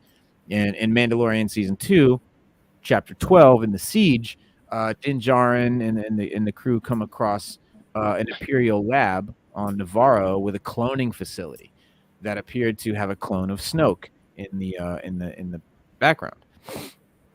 Of course, as the audience will know, the show has had a secondary emphasis on cloning. Obviously, Grogu. The reason they're looking for Grogu is that they want to use him for cloning, uses DNA, a theme that will likely come to the forefront now that Grogu and Din have reunited in Book of Boba Fett, which is a whole nother can of worms I'm about to open in a second here. But beyond this, a first look at the Praetorian Guards from The Last Jedi was recently released, where the new guard, there's these new guards for Mandalorian, and they're all red, head to toe, just red, and they're going to be Moff Gideon's armored guards, and they're basically very reminiscent of Snoke's all red armored guards.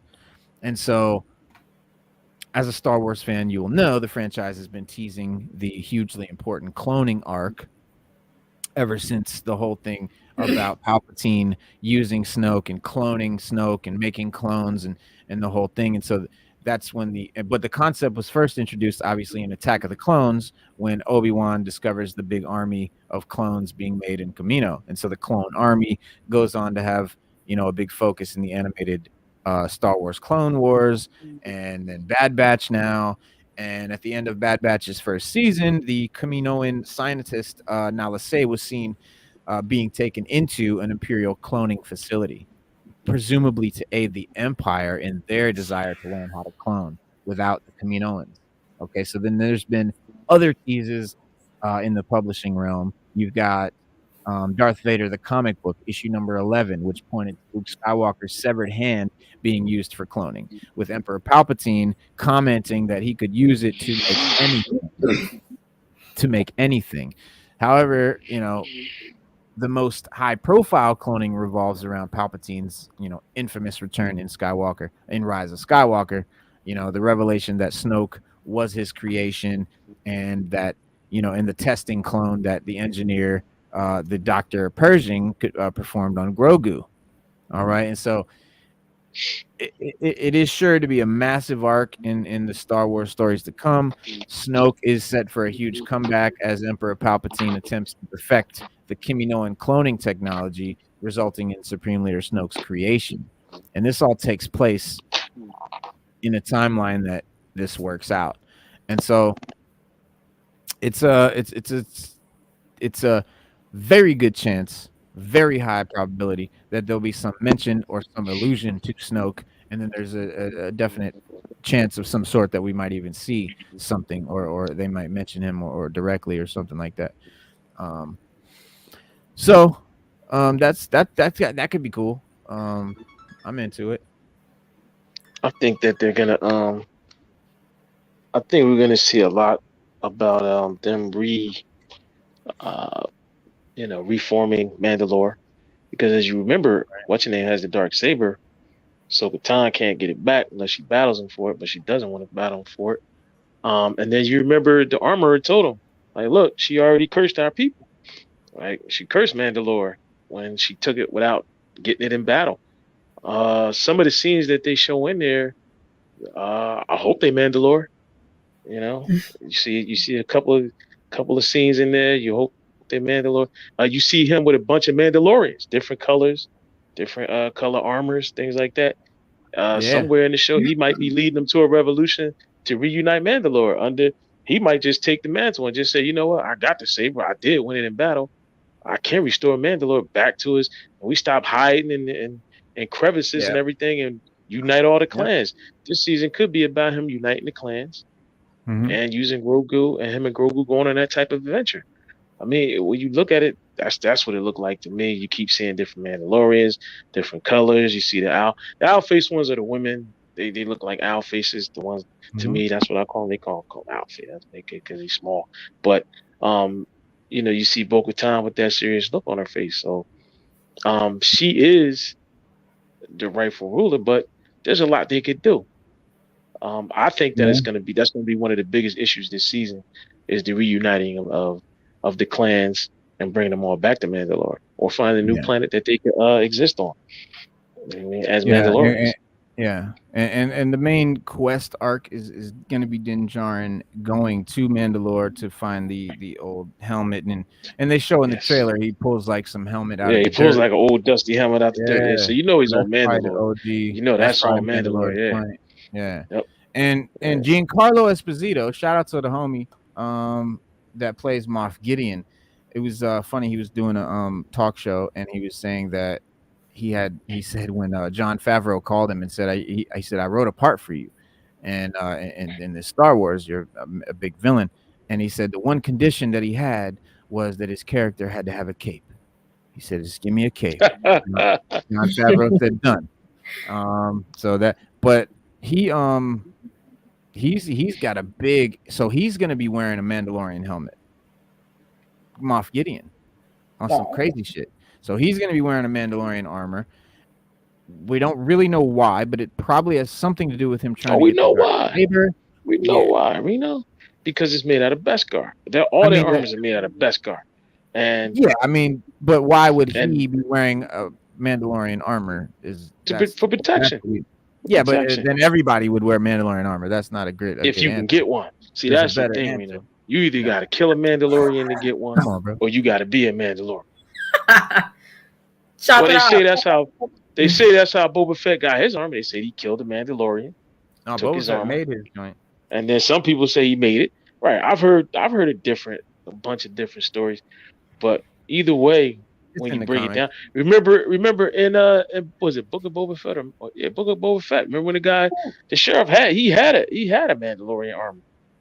We had Boba Fett. Remember? Yeah, Boba Fett. And then remember, Mando was like, yo, you gotta get that back. What you doing walking around with a Mandalorian Everybody, armor? You can't just walk around Mandalorian. You can't just wear Mandalorian armor. So they come get that. Yeah. He was like, man, I'm chilling right now. He said, but I need it. Speaking of Boba Fett, so there's this big disconnect, and there's this big problem because they reunite in Book of Boba Fett, Grogu and Din Djarin, because the end of Mandalorian season 2, they get separated. Right. Apparently, there's a big group of a big chunk of the fandom that never watched Book of Boba Fett and have no idea, and so they only watch Mandalorian, and so they just and so it's like, why did they do? Why did they? The internet is not happy right now. The Twitter shit is going on. People are confused, and I'm surprised. I guess they're on Discord. I forgot. Just found out from this team.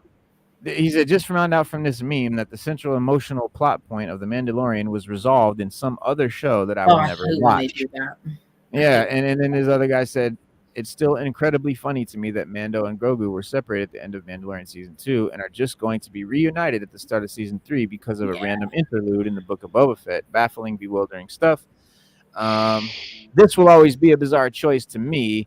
Going in, I figured it was pretty likely we'd see the Mandalorian guest star in Book of Boba Fett, but not that Grogu would be there too, and the entire season 2 emotional ending would be given a new resolution outside of the show.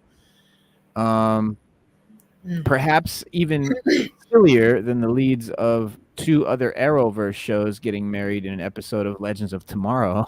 Yeah, nobody ever watches when they do that. Like, I understand their frustration. If you're gonna start a storyline that's important to that particular show, then let it finish out on that particular show. It don't continue it on somewhere else and expect fans to just know about it. Like, that's not cool. Because they want to defense. They want to create a universe. They want to create a connected universe, but the problem is that you keep giving shitty shows that people just ain't gonna watch. I mean, Book of Boba Fett was trash. Obi-Wan was trash, cheap garbage that nobody cared about.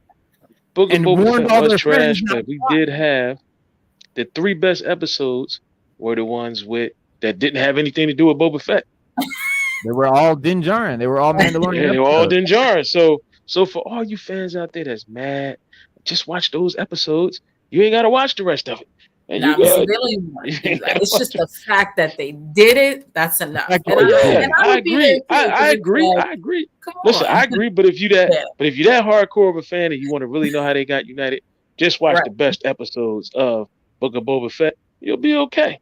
Specifically, episodes 5 through 7. So if you go watch episodes 5 through 7, that's all you got to endure. That's it. No Teletubby. No candy. You ain't got it. None of that trash, man. Just go watch episodes 5 through 7. And you won't even see Boba Fett.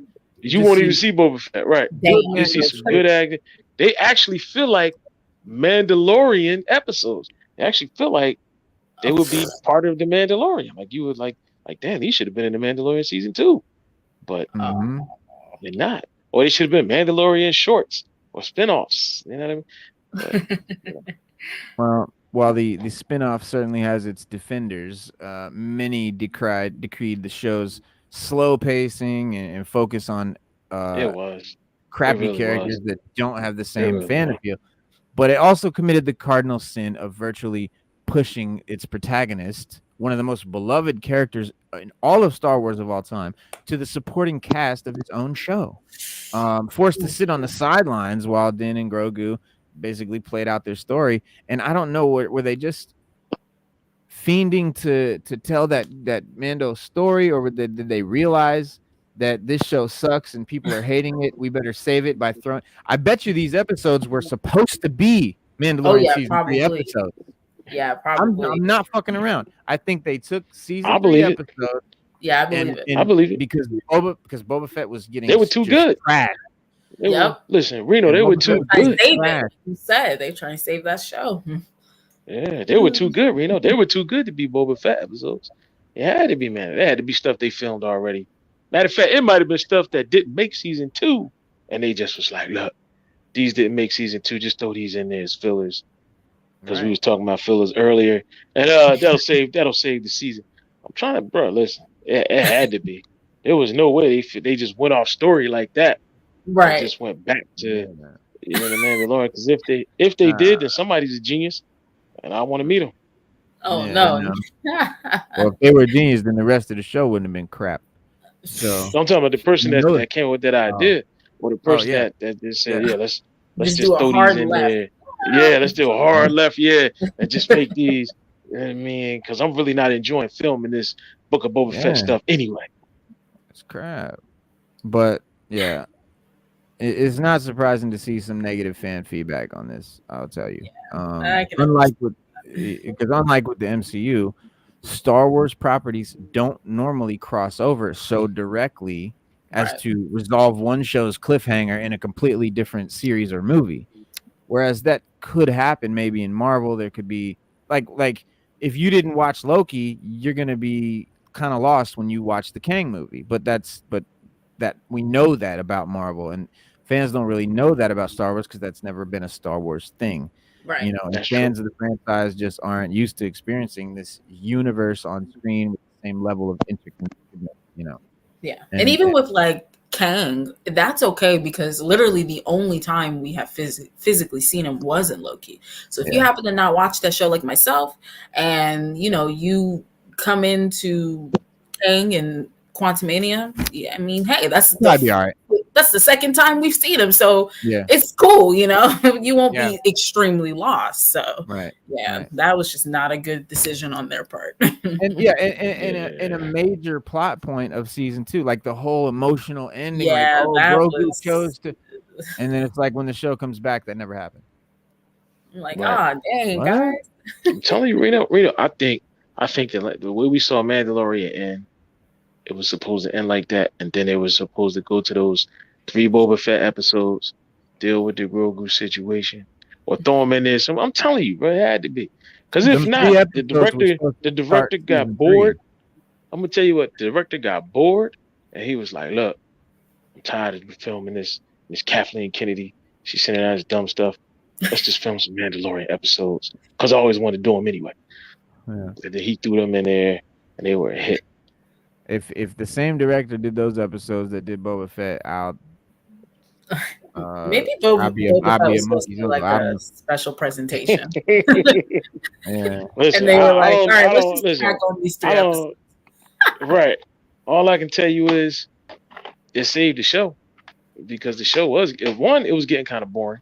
That's number one. And I'm, I hate to say it, but it's 2023, so I'm gonna start saying it now.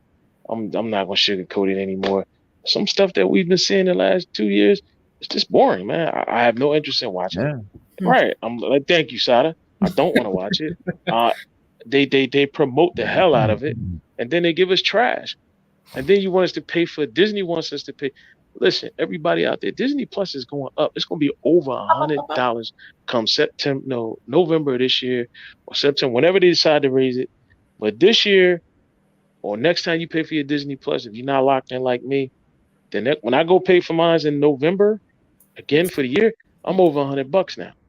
So you charging me over $100, and you told me that this platform was for you to make content to bring to my home that I would enjoy, quality content, and I haven't gotten anything quality yet, except for like maybe a handful of shows, and all and your entire library's on there, which I've already seen, which I'm cool with.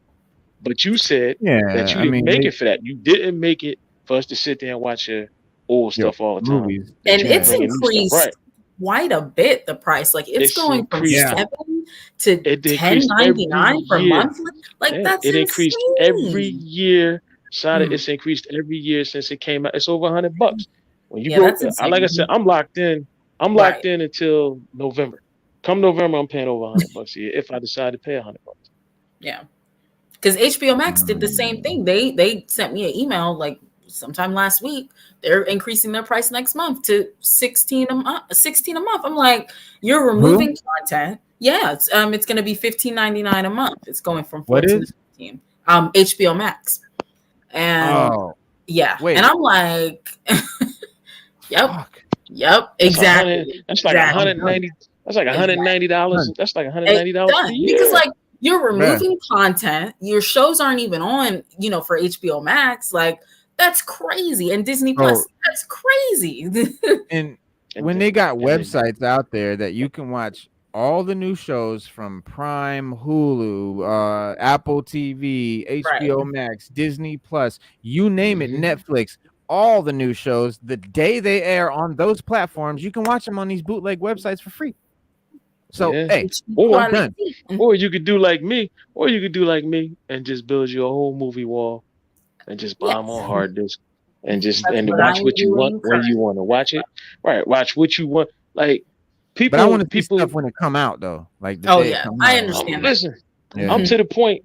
I'm to the point now where I watch it. Pops, you can wait a year to watch some shit. I can't. I can too.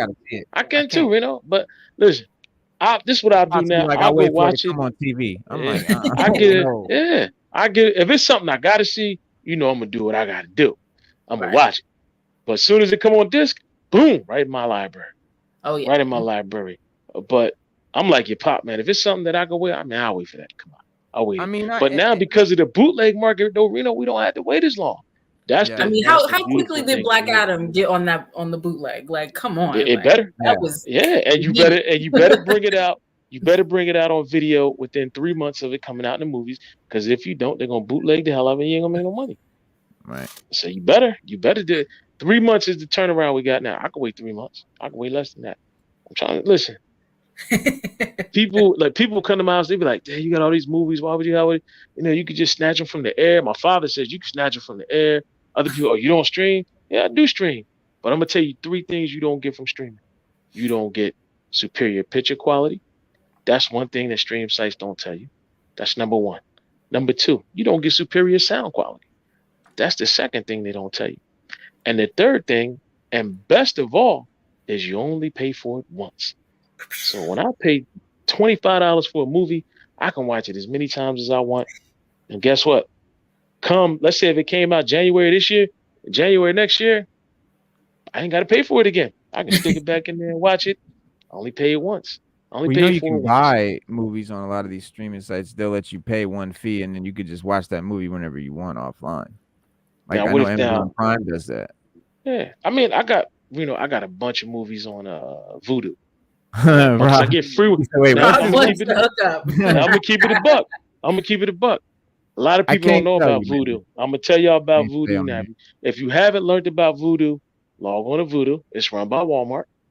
Vudu got it all. Anything you want on it, it's on there. They have specials. They got dollar movies. You can rent a movie. You can buy a movie.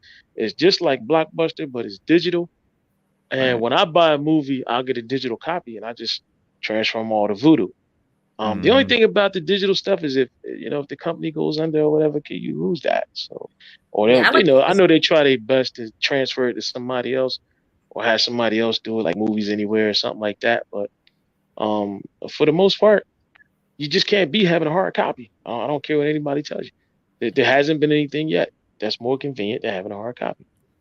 Yeah, like literally, I have Justice League and Justice League Unlimited on DVD, and they're taking that off of HBO Max, I believe, at the end of this month. So I'm just like, see, that's why I got my stuff right there in my book. That's why thank you. I have them all too. So I got Justice League Unlimited, Superman the animated series, Batman the animated. They used to be on Netflix. They took them off. Yeah. So I'm like, hey, I was watching The Batman on Netflix. They took that off of there. So I'm gonna go buy me a copy. I'm gonna watch them all, and I'm gonna stick them on my shelf. I gotta get that series because I have it in pieces. I don't have the full thing. I need to get the full thing. What, Batman? Yeah. No, I think I'm thinking about the TV show. I'm thinking the 2005 TV show or 2004, whenever it came out. Yeah. Right now, I'm trying to get Animaniacs. Animaniacs and Pinky and the Brain. Oh, that's a good one. I'm really trying to. I know they're about to do a Looney Tunes. I don't know, the baby one's about to do an anniversary for them, but I was never into those. But man, you just can't beat a hard copy. What's going on with this Rebel Moon film, y'all? Oh gosh, is that even getting made? It was supposed to come out on December 22nd. But it's still being made. Zack Snyder just posted a new picture from the thing, but I seen it earlier. It's called his next movie. It's called Rebel Moon. It's supposed to be an epic 2-part, big long movie with likely of spin-off, potential and all that stuff. A big lifelong Star Wars fan, Zack Snyder intentionally intended Rebel Moon as a Star Wars movie when he wrote the movie. He had the idea to pitch Rebel Moon think about the name Rebel Moon, the Rebel Moon base. It's the name and everything. It was a Star Wars script, but it was a more mature take on the universe, than the sort of kidsy stuff that George Lucas was putting in the movies. It was going to be a more Andor-like movie version of Star Wars, but they weren't ready for it. The idea was shut down after Disney bought Lucasfilm in 2012, and they didn't want to fuck with their new woke universe. And so, but Rebel Moon represents a slight shift for Zack Snyder into a distinct sci-fi subgenre that is set in a peaceful colony on like the border of a faraway galaxy. So just think Star Wars, but a one-time peaceful colony that faces an existential threat. Armies, rebels, or what do you call it? Like the Empire sort of thing is coming in. But in this, it's called the Regent Balisarius, and residents of the colony, in a bid to repel this great evil, send out a young female dispatch rider named Korra, who has a checkered past, to solicit help of different warriors from neighboring planets. So think Akira Kurosawa's samurai film, The Seven Samurai, where basically it's a village and there's this threat coming, and they go find these samurai to come and protect the village. And so it's the same sort of telling, retold sort of thing. And basically I don't know, man. They said, all I know is they said December 22nd. So I'm like, where the fuck is Rebel Moon? Honestly, the way Netflix is set up, I mean, I'm not surprised it's not out yet. I mean, they are so like in debt, and they have so much backlash that they're facing now because of how they run their streaming service. So, oof, I hope that movie sees the light of day and sees a sequel, because if it doesn't, people are gonna be on Twitter because that's what's trending now. Hashtag Netflix correct your mistake. Well, I think it is. Oh, I'm an idiot. What? December 22nd, 2023. Oh, okay. I'm a fucking tool. I'm just reading December 22nd, 2023. That's the date I keep seeing, and it's like, well, where the fuck is it? But no, that's okay. Retract, guys. It's this year. sorry. I'm sorry. Yeah. So yeah. But what do we know about like what it's about? There's no trailer, obviously. There's supposed to be a trailer that's going to come out like a couple of months before the movie comes out.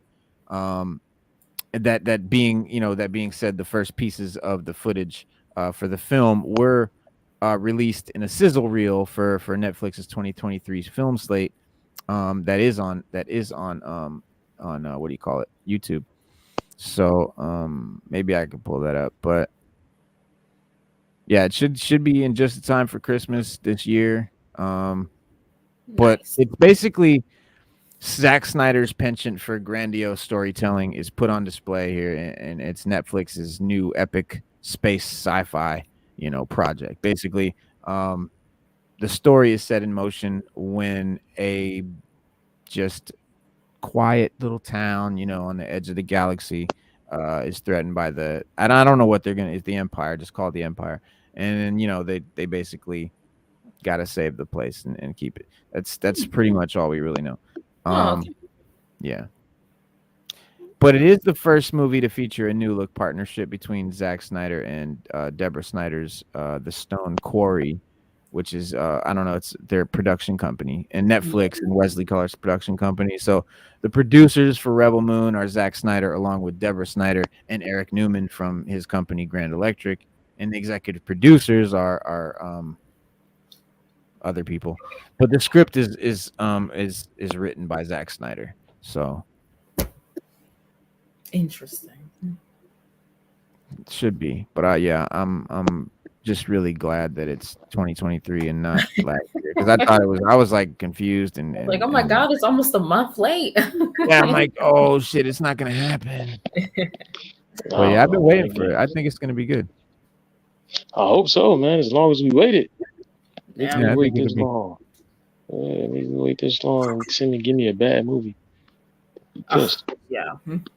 I know Stu getting ready for work, y'all. We gotta wrap it up. But yep. We got but if you're new to the channel, guys, we're here every Monday, Wednesday, and Saturday live at 6:30 p.m. Eastern Standard Time. And so we'll see you this Saturday for DC Power Hour, where we talk nothing but DC related comics, movies, shows, all that good stuff. And then we'll be back Monday for hip hop and comics. Salute everybody. Peace. Thank you for coming through. Slade, Diamond, Onyx, Rob Scrub. Salute. Who else came through? I saw the people that chatted, I think. Yeah, man. Peace. Rob, man, if you're new to the channel, please subscribe, leave a comment, all that good stuff. If you guys came in and you missed the beginning of the show, go watch the replay, y'all. It was a good show. We'll see you guys Saturday. Yeah.